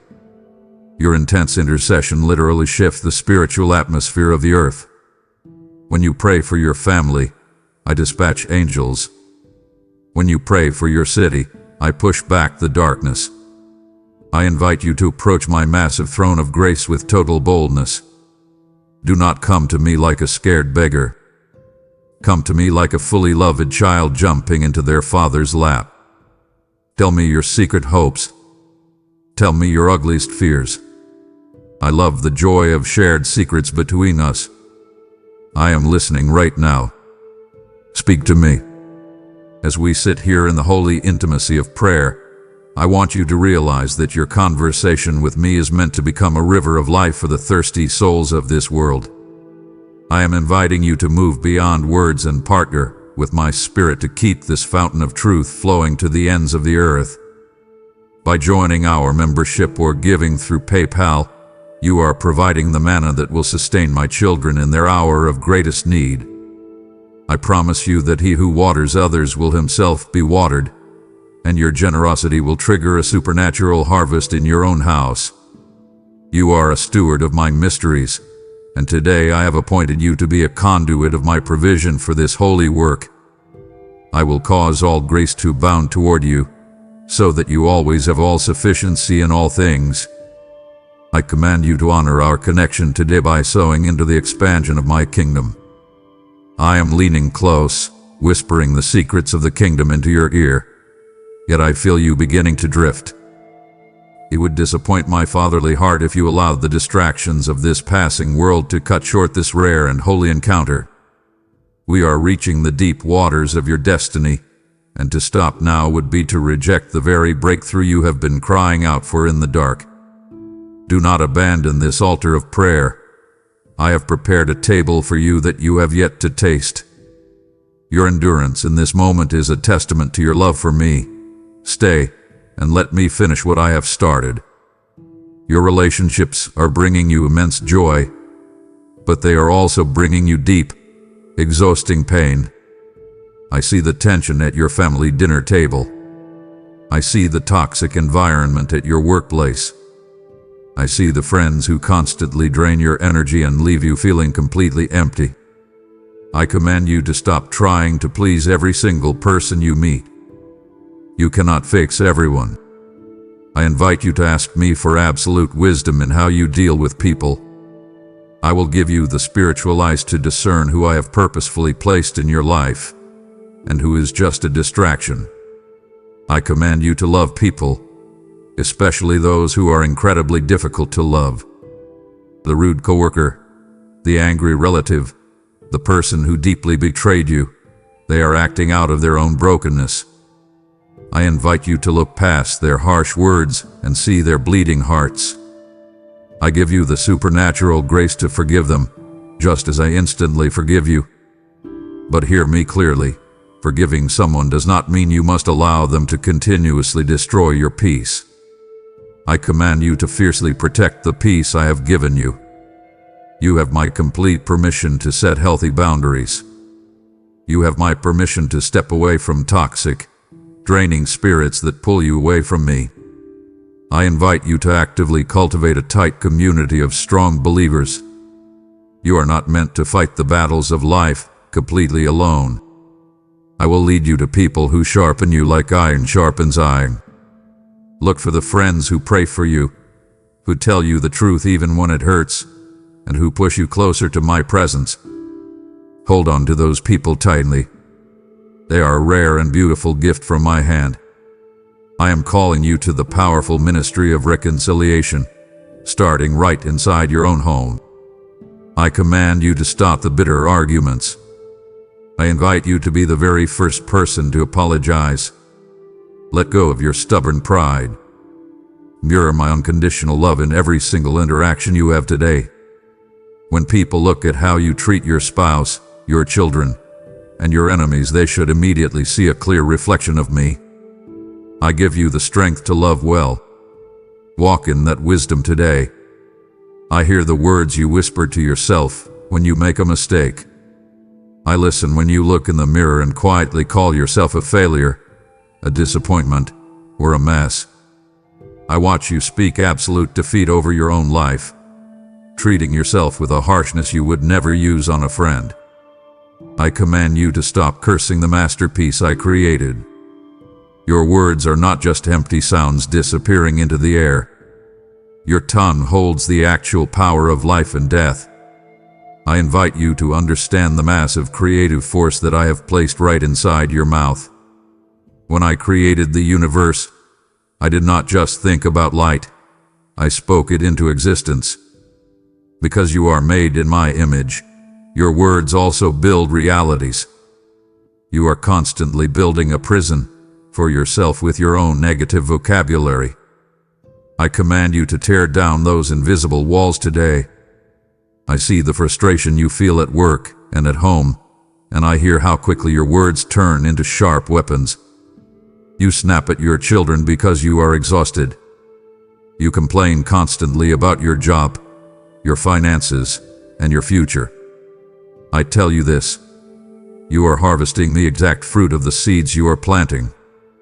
If you constantly speak about ruin, lack, and disaster, you are inviting those very things to set up camp in your living room. I invite you to start speaking life over your deeply stressed family. Speak life over that bank account that looks completely empty. Align your daily declarations with the solid truth of my promises. Instead of saying, "I will never get out of this mess," I command you to say, "My God is making a way for me right now." Your circumstances must eventually bow to the authority of faith-filled speech. I know that others have spoken terrible things over you. You carry the heavy scars of teachers, parents, or past partners who told you that you were worthless, stupid, or unwanted. I command those word curses spoken over you to completely break right now. They have absolutely no power over you unless you agree with them. I invite you to reject every single lie that contradicts my love for you. I call you chosen. I call you fiercely loved. I call you capable. When the memory of those hurtful words comes rushing back into your mind, I command you to open your mouth and physically speak my truth out loud to drown out the lies of your past. I also invite you to discover the profound power of absolute silence. You do not have to give your opinion on every single argument. You do not have to defend yourself against every petty accusation. I command you to be quick to listen and very slow to speak. When you are angry, shut your mouth and let me defend you. Silence is not weakness. It is incredible strength. It is the deep breath you take before you let my wisdom guide your response. I ask you to offer your words to me. Let your mouth become a fountain of fresh water, bringing healing to a dry and dying world. I am giving you a new vocabulary of victory. Speak it, believe it, and watch your reality transform. I see the secret struggles you hide from everyone else. I know about the late-night habits that leave you drowning in shame. I see how you turn to temporary escapes, a drink, a screen, a fit of rage, just to numb the exhausting pain of your daily life. You feel like a massive hypocrite. You ask me for forgiveness, and then you fall right back into the exact same trap the next day. I command you to stop drowning in self-hatred. I am not standing over you with a heavy club waiting to crush you for your mistakes. I am reaching out my hand to pull you out of the mud. I invite you to understand the massive difference between the dark condemnation of the enemy and the gentle, life-giving conviction of my spirit. The enemy tells you that you are garbage and you should just give up. I tell you that your hands are simply dirty, and I invite you to let me wash them. I know the temptation feels incredibly strong. When the urge hits you, it feels like an overwhelming tidal wave that you cannot possibly fight. But I have given you an ironclad promise. I will never let you be pushed past your breaking point. In every single moment of temptation, I always provide a clear way of escape. I command you to look for that exit door. Sometimes the escape is physically walking out of the room. Sometimes the escape is turning off your phone. Sometimes it is calling a trusted friend and admitting you are weak. I invite you to take the escape route. Do not sit in the fire and complain that you are burning. I give you the physical and spiritual strength to say no to the destructive cravings of your flesh and yes to the beautiful freedom of my spirit. You think that following my rules means giving up your happiness. I tell you that sin is what is actually stealing your joy. Sin is a thief that promises you a quick thrill but leaves you utterly hollow and exhausted. I command you to walk in the absolute liberty that my Son purchased for you with his own blood. You are no longer a slave to your darkest desires. You hold the keys to your own cell. I invite you to step out of the shadows. Do not try to fight this war in your own limited willpower. Willpower will always run out when you are tired, lonely, or stressed. You need my supernatural power. I command you to daily wash your exhausted mind with the clean water of my word. Your mind is the battlefield. If you fill your head with the trash of this world, you will live a trash-filled life. But if you fill your mind with my thoughts, you will naturally walk in my holiness. The beauty of a heart that seeks after me is breathtaking. I am completely changing your desires. The things that used to control you are losing their grip right now. I am breaking the heavy chains of addiction, anger, and lust. Step into the light. I am not angry with you. I am fiercely fighting for your freedom.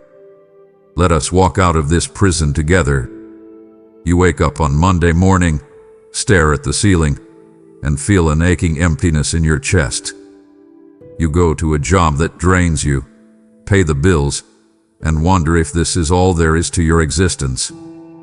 You look at wealthy or famous people, and you secretly feel like you have completely missed your life's purpose.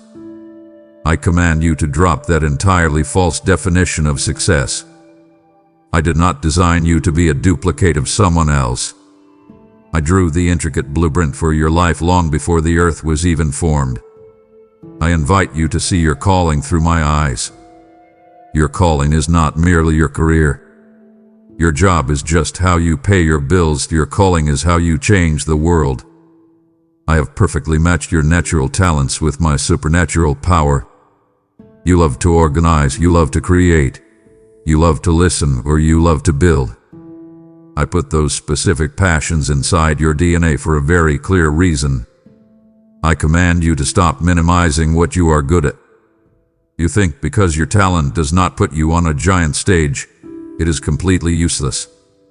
I tell you that the quiet mother raising kind children is doing massive kingdom work.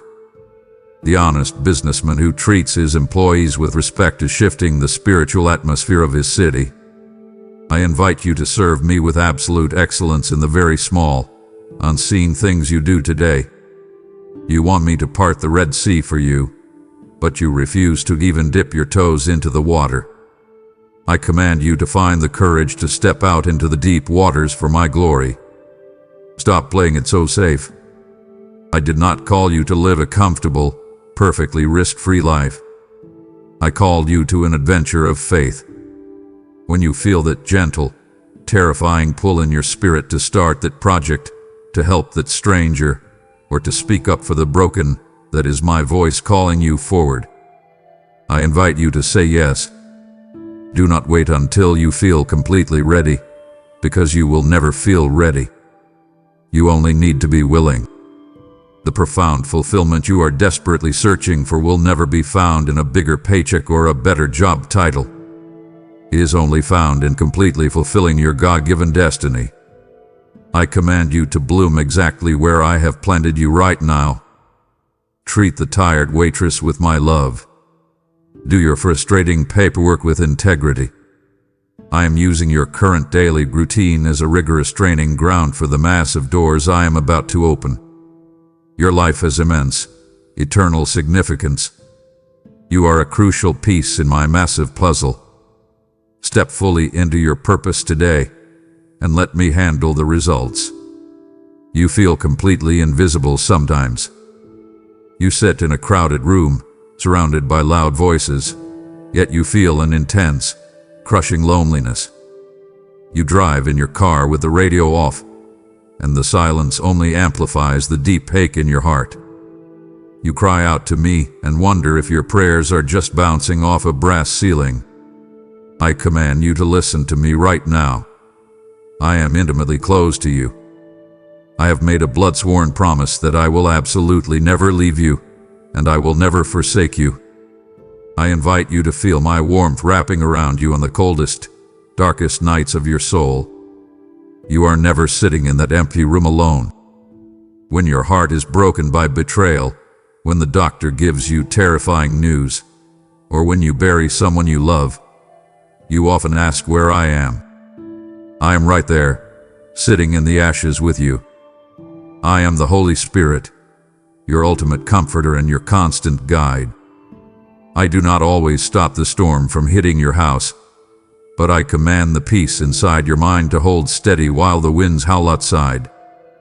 I invite you to step into the quiet sanctuary of my peace that completely transcends human logic. The world looks at your chaotic life and expects you to fall apart, but you remain standing because I am holding you up by your very shoulders. I command you to open your spiritual eyes and actively look for me in your daily routine. I am not hiding from you. I leave my fingerprints all over your day.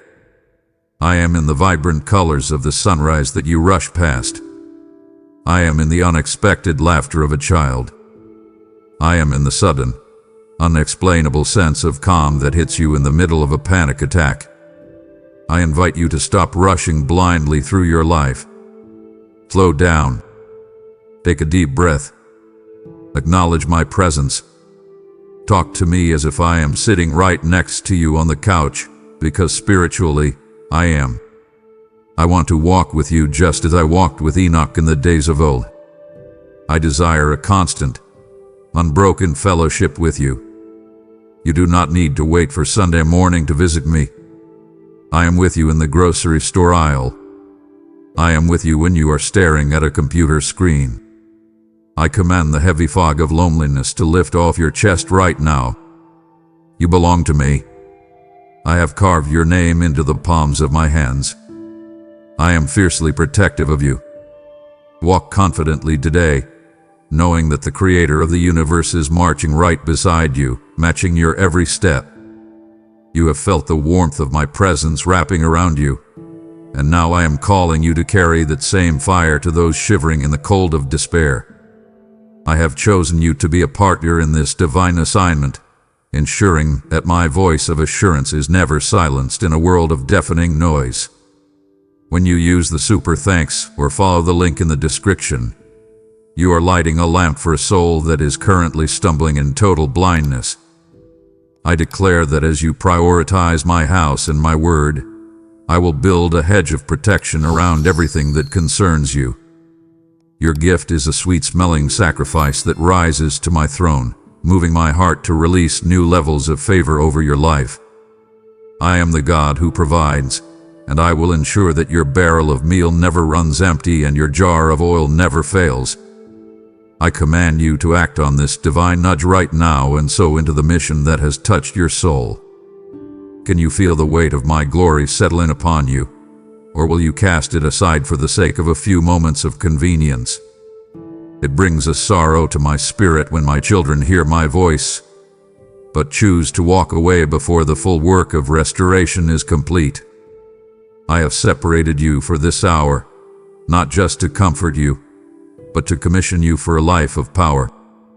To turn a deaf ear now would be to leave the most vital parts of your calling undiscovered.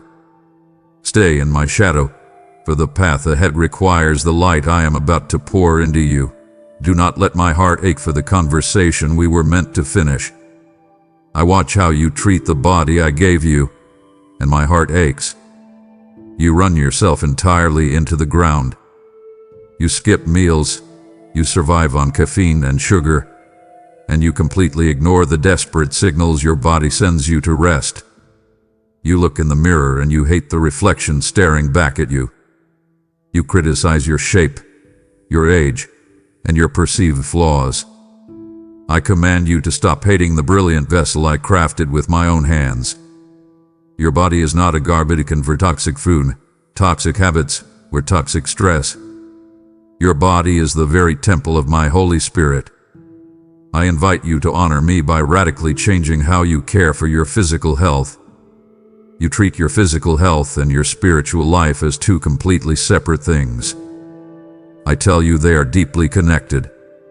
When you are chronically exhausted, dehydrated, and poorly nourished, you become an easy target for anxiety, depression, and the lies of the enemy. I command you to find true balance in a world that glorifies extreme excess and extreme exhaustion. I invite you to sleep without guilt. I invite you to move your body with joy, not as a punishment for what you ate, but as a celebration of what you can do. Nourish yourself with the good things I have placed on this earth.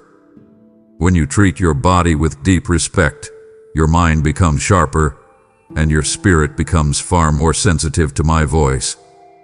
I know the deep comfort you find in your unhealthy habits. I know you use food, laziness, or physical neglect as a shield against your emotional pain. I command you to surrender those false comforts to me. They are slowly destroying the instrument I need to use in this world. I invite you to embrace the beautiful wisdom of daily discipline and the quiet joy of self-control. Discipline is not a dirty word. It is the ultimate form of self-love. It is you choosing your future vitality over your temporary craving. I will give you the strength to break the cycle of self-sabotage right now. I ask you to offer your whole self, your mind, your spirit, and your physical body, as a living, breathing sacrifice to me. I need your hands to be strong enough to lift up the broken. I need your feet to be healthy enough to carry my good news. I need your mind to be clear enough to hear my exact directions. I command you to forgive yourself for how you have mistreated your body in the past. Today is a fresh start. Drink the water. Take the walk. Rest your tired eyes. I dwell inside you, my beloved child. Let us make this temple a clean, strong, and beautiful place to live. I see you backing down when the pressure in your life rises.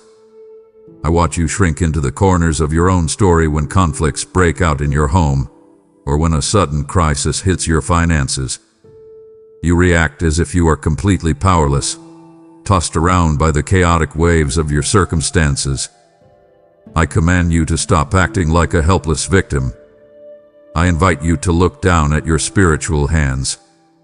I have personally handed you the very keys of my kingdom, and you are leaving them completely unused in your pocket.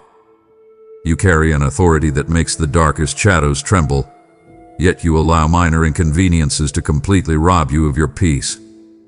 I command you to wake up to the reality of who you actually are. You are heavily armed with my divine authority.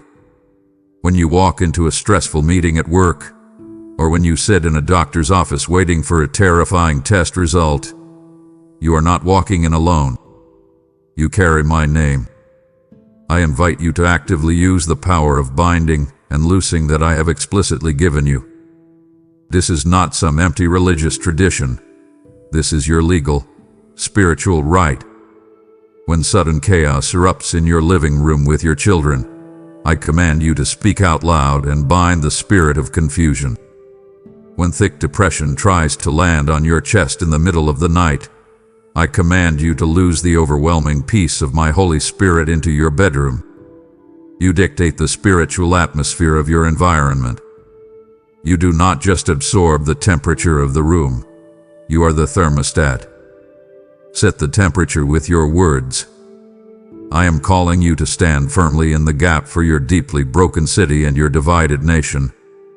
You look at the news and you feel entirely hopeless, but your prayers carry immense, earth-shaking weight.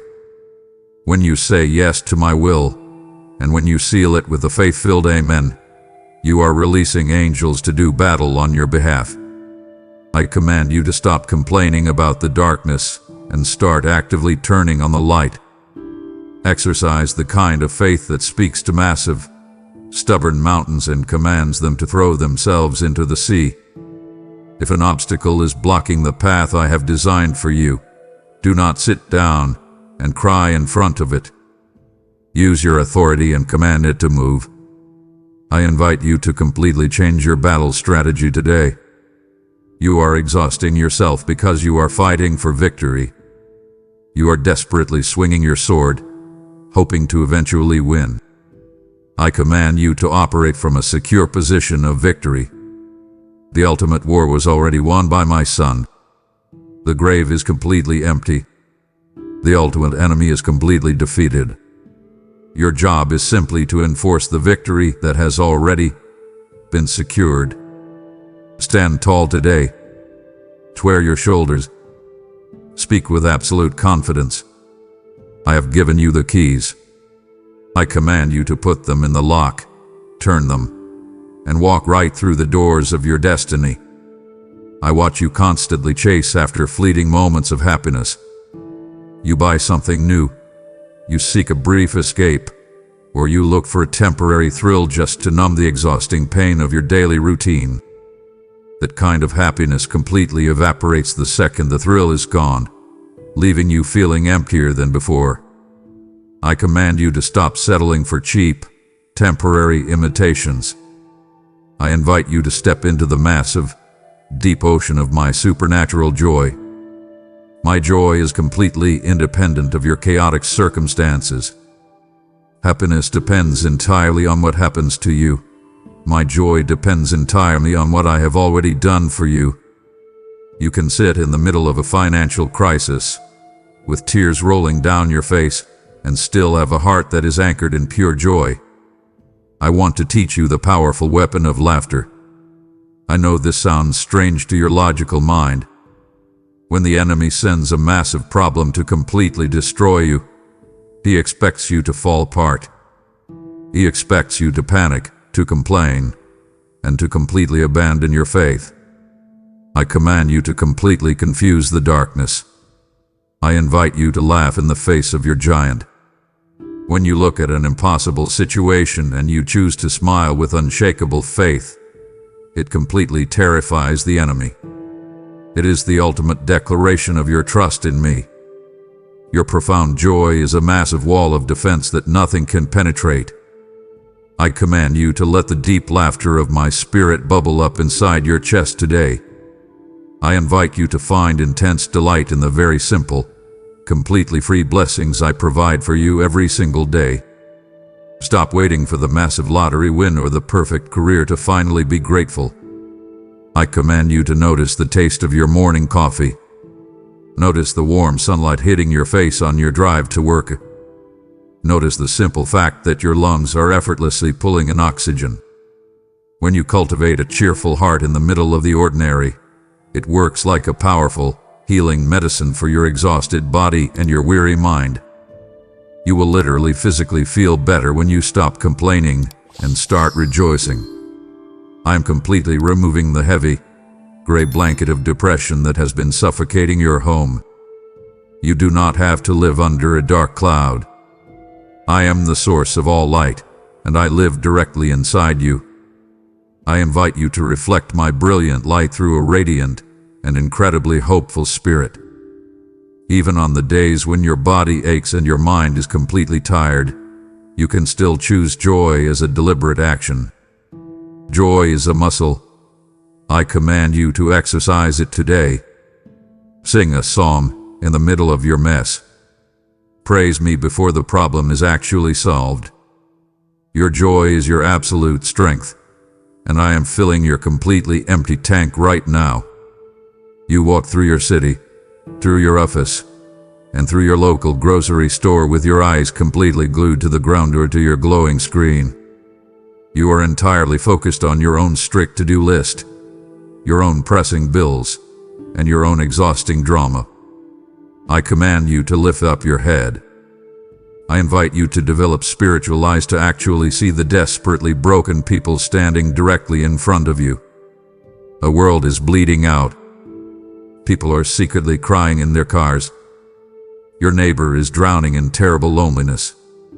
Your angry coworker is actually terrified of the future. The fields around you are completely white and ready for the harvest.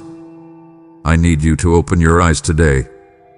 I command you to stop thinking that your story does not matter. You think because you have made terrible mistakes, or because your past is incredibly messy, that I cannot use you to help anyone else. I tell you the exact opposite. Your specific brokenness is the exact medicine someone else desperately needs. I invite you to boldly share your raw, unfiltered testimony with those who are sitting in the absolute darkness. Tell them how you survived the thing that should have completely destroyed you. Tell them how I pulled you out of the deepest pit. Your honest story is a massive lifeline to a person who is secretly planning to give up. There is a massive urgency to this hour. The time is incredibly short, and the stakes are eternal. I command you to stop wasting your days entirely on things that will burn up and disappear. I am calling you to reach the deeply lost, the completely forgotten, and the heavily burdened. I invite you to become a tireless laborer in my massive vineyard. You do not need a fancy religious degree to do this. You do not need to stand on a giant stage. You just need a heart that beats with my unconditional love. Take the time to actually listen to the person no one else listens to. Buy a meal for someone who cannot pay you back. I promise you massive, eternal rewards for your willingness to step out of your comfort zone. Those who turn many to righteousness will shine like the brilliant stars forever and ever. I am inviting you into a deep, beautiful partnership with my Holy Spirit. I will do the heavy lifting of changing their hearts. I just need your physical feet to walk over to them, and your physical voice to speak my love. I command you to say yes to this partnership today. Look around you right now. Who has I placed in your immediate path? Go to them. Love them fiercely. Bring them home to me. You are standing in the middle of a blazing furnace right now, and you are desperately begging me to put the fire out. You feel the intense heat of rejection, the burning sting of a sudden financial loss, or the searing pain of a relationship completely falling apart. You feel like everything you have built is turning into ash, and you are crying out, wondering why I am allowing you to suffer. I command you to stop panicking in the smoke. I invite you to completely embrace the heat, I did not light this fire to destroy you. I am using this fire to entirely refine you. The intense heat is absolutely necessary to burn away the heavy dross, the toxic pride, and the cheap imitations of this world that you have been holding on to. You asked for a pure heart. You asked for a stronger character. You asked to be used for massive, incredible things. I tell you that pure gold is only produced inside the blistering heat of the crucible. I command you to completely trust the refiner. I am sitting right here, watching the temperature with absolute precision. I will not let the flames get 1 degree hotter than what is required to purify you. I am meticulously scraping away your intense fear of what people think.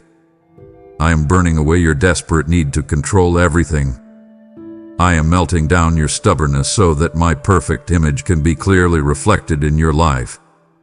I invite you to look closely around you in the middle of this terrible furnace. You are not standing in the fire completely alone. Just as I was the fourth man in the fire with Shadrach, Meshach, and Abednego, I am standing directly beside you in your current crisis. The flames have absolutely no permission to consume you. They only have permission to burn off the heavy ropes that have been tying you down. You are going to walk out of this season completely unburned, without even the faint smell of smoke on your clothes. I command you to stand steady. Do not run out of the fire before the deep work is completely finished. The incredible endurance you are building right now is producing a character of unbreakable steel. You are becoming a weapon in my hands that the enemy cannot easily bend or break. I command you to stop focusing on the intense suffering of the present moment. I invite you to lock your eyes on the massive, eternal glory that is going to follow this pain. The beautiful things I am going to build out of these ashes will completely blow your mind. Keep standing. Keep trusting. Keep breathing. The fire is not your end. It is simply your forge. Now that you have stood in the fire of refinement and seen my image emerge in your life, I am calling you to help others survive their own furnace of affliction. I am building a global sanctuary of healing through this channel, and I am inviting you to be the master builder who provides the resources to keep it standing. Your support through PayPal or our membership is a prophetic declaration that you value the gold I am producing in the hearts of my people. I promise to open doors for you that no man can shut and to rain down blessings that will make your life a testimony of my limitless abundance. Every seed you sow is a brick in the temple of my glory, reaching lives that you may never meet until we stand together in eternity. I will honor your sacrifice by perfecting everything that concerns your future and your family. I command you to prove your trust in my sovereignty by planting a high-impact seed in this ministry this very hour. You have endured the fire, and you have stood in the furnace. But the most glorious revelation is still waiting just ahead. It would be a tragedy of eternal proportions if you stopped listening now, just as the gold is becoming pure and the vision is becoming clear. My heart yearns for you to see the fullness of the harvest I have prepared, and it would grieve me to see you settle for the dross when the crown is within your reach. Do not let your spirit grow weary in the final stretch. I am calling you deeper, and my heart will not be satisfied until you have received every drop of the inheritance I have set aside for you this day. I see you sitting at your kitchen table, surrounded by endless pros and cons lists. You are agonizing over a massive decision in your life. Should you take the new job? Should you move to a new city? How should you handle the terrible crisis with your teenager? You're trying to figure it all out using your own limited, exhausting human logic, and it is giving you a massive headache. I command you to stop entirely relying on your own understanding. Your perspective is incredibly limited. You only see the very next step. I see the entire map of your life from beginning to end. I invite you to ask me for absolute, divine wisdom today. I have promised that if you simply ask me for wisdom, I will give it to you liberally, without making you feel stupid or condemned for needing it. I command you to drop the heavy burden of having to be the smartest person in the room. You do not have to have all the answers. I invite you to learn the beautiful language of my timing. Sometimes my answer is a clear go, and I will fling the massive doors wide open. Sometimes my answer is a firm no, because I see the hidden trap that the enemy has set for you down that road. But very often my answer is a quiet wait. I command you to embrace the waiting. Do not force a door open that I am keeping shut just because you are feeling wildly impatient. I invite you to follow the deep, internal peace that acts as my ultimate umpire in your heart. If you are about to make a massive decision, even if it looks completely perfect on paper, but your stomach is completely tied in knots and you have absolutely no peace about it, I command you to stop immediately. That lack of peace is my Holy Spirit throwing a massive red flag. Conversely, if the decision looks entirely crazy to the outside world, but your spirit is completely flooded with an unexplainable, quiet calm, you can step out in absolute faith. My peace will always referee the difficult decisions of your life. I demand your complete spiritual alertness today. The enemy is constantly laying subtle, deadly traps in your daily routine. He tries to get you to make permanent, life-altering decisions based on temporary, exhausting emotions. I command you never to make a major decision when you are angry, incredibly lonely, or utterly depleted. I invite you to step back, get quiet, and listen for my gentle instruction. When you walk in my pure wisdom, every choice you make will naturally honor my name and protect your future. I will clearly light up the path for you. Just take my hand and let me lead. I see you calculating your retirement funds, worrying about the value of your home, and watching the evening news with a heavy, cold knot of dread in your stomach. You are desperately trying to build your entire sense of security on things that can literally vanish overnight. I command you to stop building your fortress on shifting sand. I invite you to fiercely set your mind on things above, not on the fragile, completely temporary things of this earth. You are treating this broken, chaotic planet like it is your final destination, but it is only a brief, passing waiting room. I need you to completely zoom out and look at the massive timeline of eternity. The intense troubles you are facing right now, the terrifying medical diagnosis, the massive financial hit, the sudden and deeply painful loss, feel absolutely crushing to your chest in this moment. I am not minimizing your pain, and I do not ignore your tears. But I tell you that in the brilliant, blinding light of eternity, these current troubles are incredibly brief. They are a passing shadow. I command you to stop gripping the physical things of this world so tightly that your hands bleed. Your money, your social status, and your physical youth will all eventually fade away. Moths destroy the absolute finest clothes, and rust eats away the most expensive cars you can buy. I invite you to start aggressively storing up your actual treasures in heaven, where absolutely nothing can ever perish, be taxed, or be stolen. You store up this eternal treasure every single time you choose to forgive someone who deeply hurt you. You build this treasure every time you give generously to someone who can never possibly pay you back.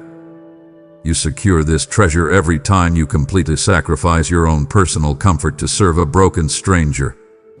Those quiet, hidden acts of love are your true eternal currency. I want you to truly understand where your actual citizenship lies today. You are not primarily a citizen of your fiercely divided nation. You are a royal, deeply loved citizen of my unbreakable kingdom. The angry politics, the constant social media outrage, and the endless, exhausting debates of this world do not dictate your ultimate reality. I command you to walk through your office tomorrow with the quiet, unshakable confidence of a foreigner who knows they are safely going home soon. I invite you to lean entirely into the beautiful, massive hope of the resurrection and the breathtaking life to come. You are going to receive a brand new, perfect body that never aches, never gets tired, and never breaks down with disease. You are going to experience a completely unbroken, deeply intimate fellowship with me and with those you have fiercely loved and lost. There is an incredibly heavy weight of glory waiting for you inside my house. The absolute best things you have experienced on this earth, the deepest belly laughter, the warmest physical embrace, the most stunning ocean sunset, are just tiny, faded, black and white glimpses of the absolute beauty I have prepared for you. I command you to lift your eyes from the dirt today. Look up at the eternal horizon. Do not let the temporary pain of today blind you to the permanent joy of your tomorrow. Your actual home is waiting, and it is magnificent. You live in a cold, exhausting world that is completely obsessed with self-love, intense self-preservation, and immediately cutting off anyone who mildly inconveniences you. I see how quickly you build massive, heavy defensive walls around your heart the second someone hurts your feelings or sharply disagrees with you. You walk around with a strict ledger in your mind, meticulously keeping track of who owes you a sincere apology and who has crossed your personal boundaries. I command you to completely throw that heavy ledger away right now. I invite you to step into the radical, completely unnatural, and world-changing power of my unconditional love. You cannot truly love the deeply difficult people in your life until you completely receive my love for you first. You are desperately trying to pour fresh water out of an entirely empty cup, and it is leaving you bitter and drained. I command you to stop trying to manufacture patience and kindness through your own exhausting human effort. Sit in my presence. Let my overwhelming, completely unearned love for you entirely saturate your exhausted soul. Only when you deeply realize how much dark sin I have completely forgiven you for, will you find the actual supernatural strength to forgive the person sitting across from you at the dinner table. The true hallmark of a believer is not how beautifully you can pray in public, or how many Bible verses you can quote from memory. The absolute, undeniable proof that you belong to me is your fierce, stubborn, unconditional love for your brothers and sisters. I command you to use my grace as a heavy sledgehammer to completely break down the massive walls of prejudice, pride, and bitter division that you have built in your home and your mind. You are directly called to love the family member whose politics completely enrage you. You are directly called to love the arrogant coworker who constantly takes credit for your hard work. This kind of love is not a soft, weak, or passive emotion. It is a brilliant, heavy, offensive weapon that completely disarms the darkness in a room. I invite you to look closely at the ultimate definition of love. Look at my son hanging on the cross. He did not wait for humanity to apologize before he bled for them. He did not set comfortable boundaries to protect his own peace. He allowed his hands to be violently pierced to completely shatter the boundary between heaven and earth. That is the exact, sacrificial love I am commanding you to mirror in your daily life today. True love deliberately chooses to cover a multitude of ugly, messy sins. When someone entirely fails you, love refuses to expose their nakedness and shame to the world for cheap revenge. Love steps in, heavily covers the deep wound, and begins the exhausting, beautiful work of healing the broken heart. I know you are terrified of being taken advantage of.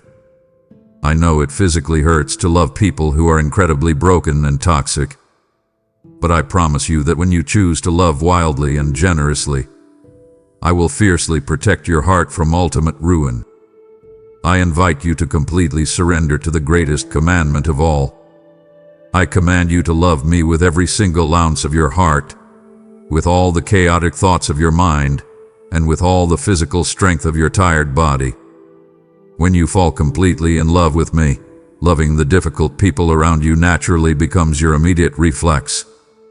Become a magnificent, open conduit of my grace today. As the long years have passed and the heavy disappointments have slowly piled up, I have watched a dark, quiet cynicism creep deeply into your heart. You used to pray with wild, massive, childlike faith. You used to deeply believe that I could do absolutely anything. But then a desperate prayer went unanswered in the exact way you wanted. A massive door slammed shut in your face. A relationship you begged me to save completely failed. And slowly, carefully, to protect yourself from the crushing, breathless pain of another disappointment, you lowered your expectations. You put me in a neat, predictable, logical box. I command you to completely shatter that box right now. I invite you to fiercely remember exactly who you are talking to. I am not a life coach. I am not a distant, passive observer of your pain. I am the almighty, terrifyingly powerful God of the completely impossible. I spoke into pitch black, silent nothingness and violently created billions of blazing, spinning galaxies. I split deep, violent oceans completely in half so my people could walk on dry ground. I raised dead men from sealed, heavy tombs. I command you to stop insulting my massive power with your tiny, heavily filtered, incredibly safe prayers. I invite you to dramatically and aggressively raise your expectations for my supernatural intervention in your daily life. Absolute faith is the exact key that unlocks the massive, heavy doors of the miraculous. When you approach me with a heart entirely full of doubt, constantly bracing yourself for failure before you even finish praying, you completely restrict what I want to deeply do in your life. I command you to start keeping a strict record of my past faithfulness to you. Look back at the terrible, dark situations you thought would completely destroy you 5 or 10 years ago. Who pulled you out of the mud? Who provided the exact amount of money you needed right at the last possible second? I did. I invite you to use those past, concrete testimonies as explosive fuel for your future miracles. If I did it then, I will absolutely and undoubtedly do it again. The exact same creative, explosive power that formed the physical earth is still actively vibrating in the world today, and it is living directly inside of your chest through my Holy Spirit. I invite you to boldly ask me for the impossible medical report to completely change. Ask me for the entirely dead, cold marriage to resurrect with new fire. Ask me for the rebellious, prodigal child to suddenly turn around and run home weeping. But hear my command clearly. You must completely trust my ways, even when the actual miracle looks vastly different than the picture you painted in your own head. Sometimes the miracle is an instant, unexplainable physical healing. But sometimes, the far greater miracle is giving you the supernatural, unexplainable strength to walk directly through the blazing fire with a genuine smile on your face. Sometimes I instantly change the hard circumstance, and sometimes I completely change you. Do not put a strict timeline or a specific, rigid method on my deliverance. I command you to wash the heavy, blinding mud of cynicism entirely off your spiritual eyes. Wake up tomorrow morning actually expecting to see my heavy hand move in your life. We have come to the end of this specific, intimate conversation. But hear me closely, we are absolutely not at the end of our journey together. I have spoken deeply and directly into the hidden, completely exhausted, and terrified corners of your soul today. I have boldly named your private fears.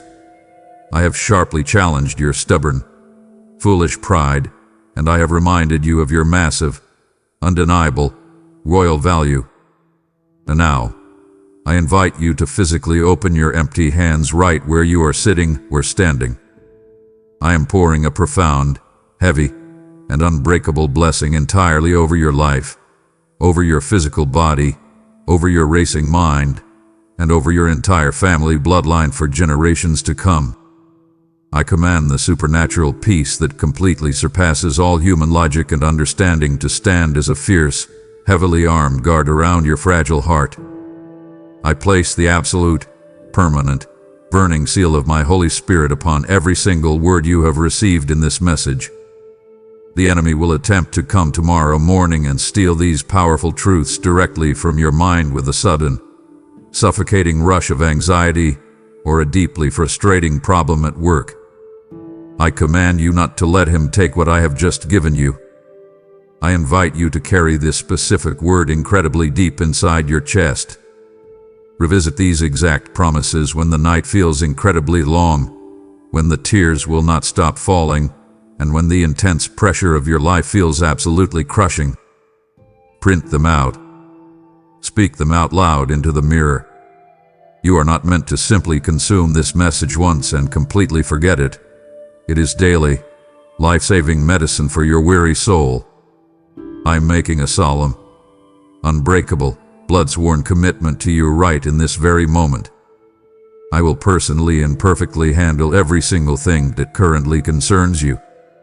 I am heavily and eternally invested in your story. I will absolutely finish the beautiful, painful work that I started inside you, and I will not leave a single, tiny detail undone. Your massive debts, your confusing medical tests, your deeply broken and messy relationships, I am actively and aggressively working on all of it right now behind the scenes. You never have to scream or fight for my attention. I invite you to boldly return to this quiet, secret place often. You do not need a massive crisis to sit with me. Come to me when you are laughing. Come to me when you are completely bored. Come to me when you just need to take a deep breath. My door is never locked to you, and I am always waiting with a fresh cup of living water for your thirsty, tired soul. Take a very deep, slow breath right now. Let your tense shoulders completely drop away from your ears, and clench your tight jaw. I command you to step back into your chaotic, loud world not as a helpless victim of circumstance, but as a fiercely loved, incredibly powerful, heavily armed child of the living God. Let this be your final, entirely unshakable assurance. You are entirely, permanently forgiven. You are deeply, wildly, unconditionally loved. You belong completely to me, and absolutely nothing in hell, on earth, or in the future can ever change that fact. I am actively with you today. I will fiercely protect you tomorrow, and I will walk directly beside you into eternity. Go in absolute, fearless peace, my beautiful child. As I release my final blessing over your life, I am setting a seal upon your heart to be a distributor of my goodness to the world. I have poured my heart into you throughout this entire conversation, and now I invite you to respond by helping me carry this message to every tribe and every tongue. By giving through a super thanks with the links provided, you are becoming a co-laborer with the Creator of the universe in the greatest harvest of souls in history. I declare that your house will be a storehouse of my glory, and you will lack no good thing because you have sought first my kingdom. Your generosity is a bridge over which my word travels to rescue the perishing and bind up the broken-hearted. I will cause your name to be remembered in the courts of heaven as one who stood with me in the heat of the day. I command you to take your place in this mission now. Go to the description, give as I have prospered you, and watch my hand move mightily in your life. I have spoken these sacred words directly into your weary spirit today, but now I invite you to seal this divine appointment with your own voice. If you truly believe that I guided you here to see this specific message meant only for you, go to the comments right now and boldly declare, I receive this message, and I am ready for my miracle. This public declaration is not just a simple phrase. It is a powerful, physical key that unlocks the massive blessings I have waiting for you. Do not walk away in silence and allow the enemy to steal this planted seed of hope from your newly awakened heart. Speak your faith into the open, claim the absolute promises I have given you today, and watch me move impossible mountains on your behalf. Amen.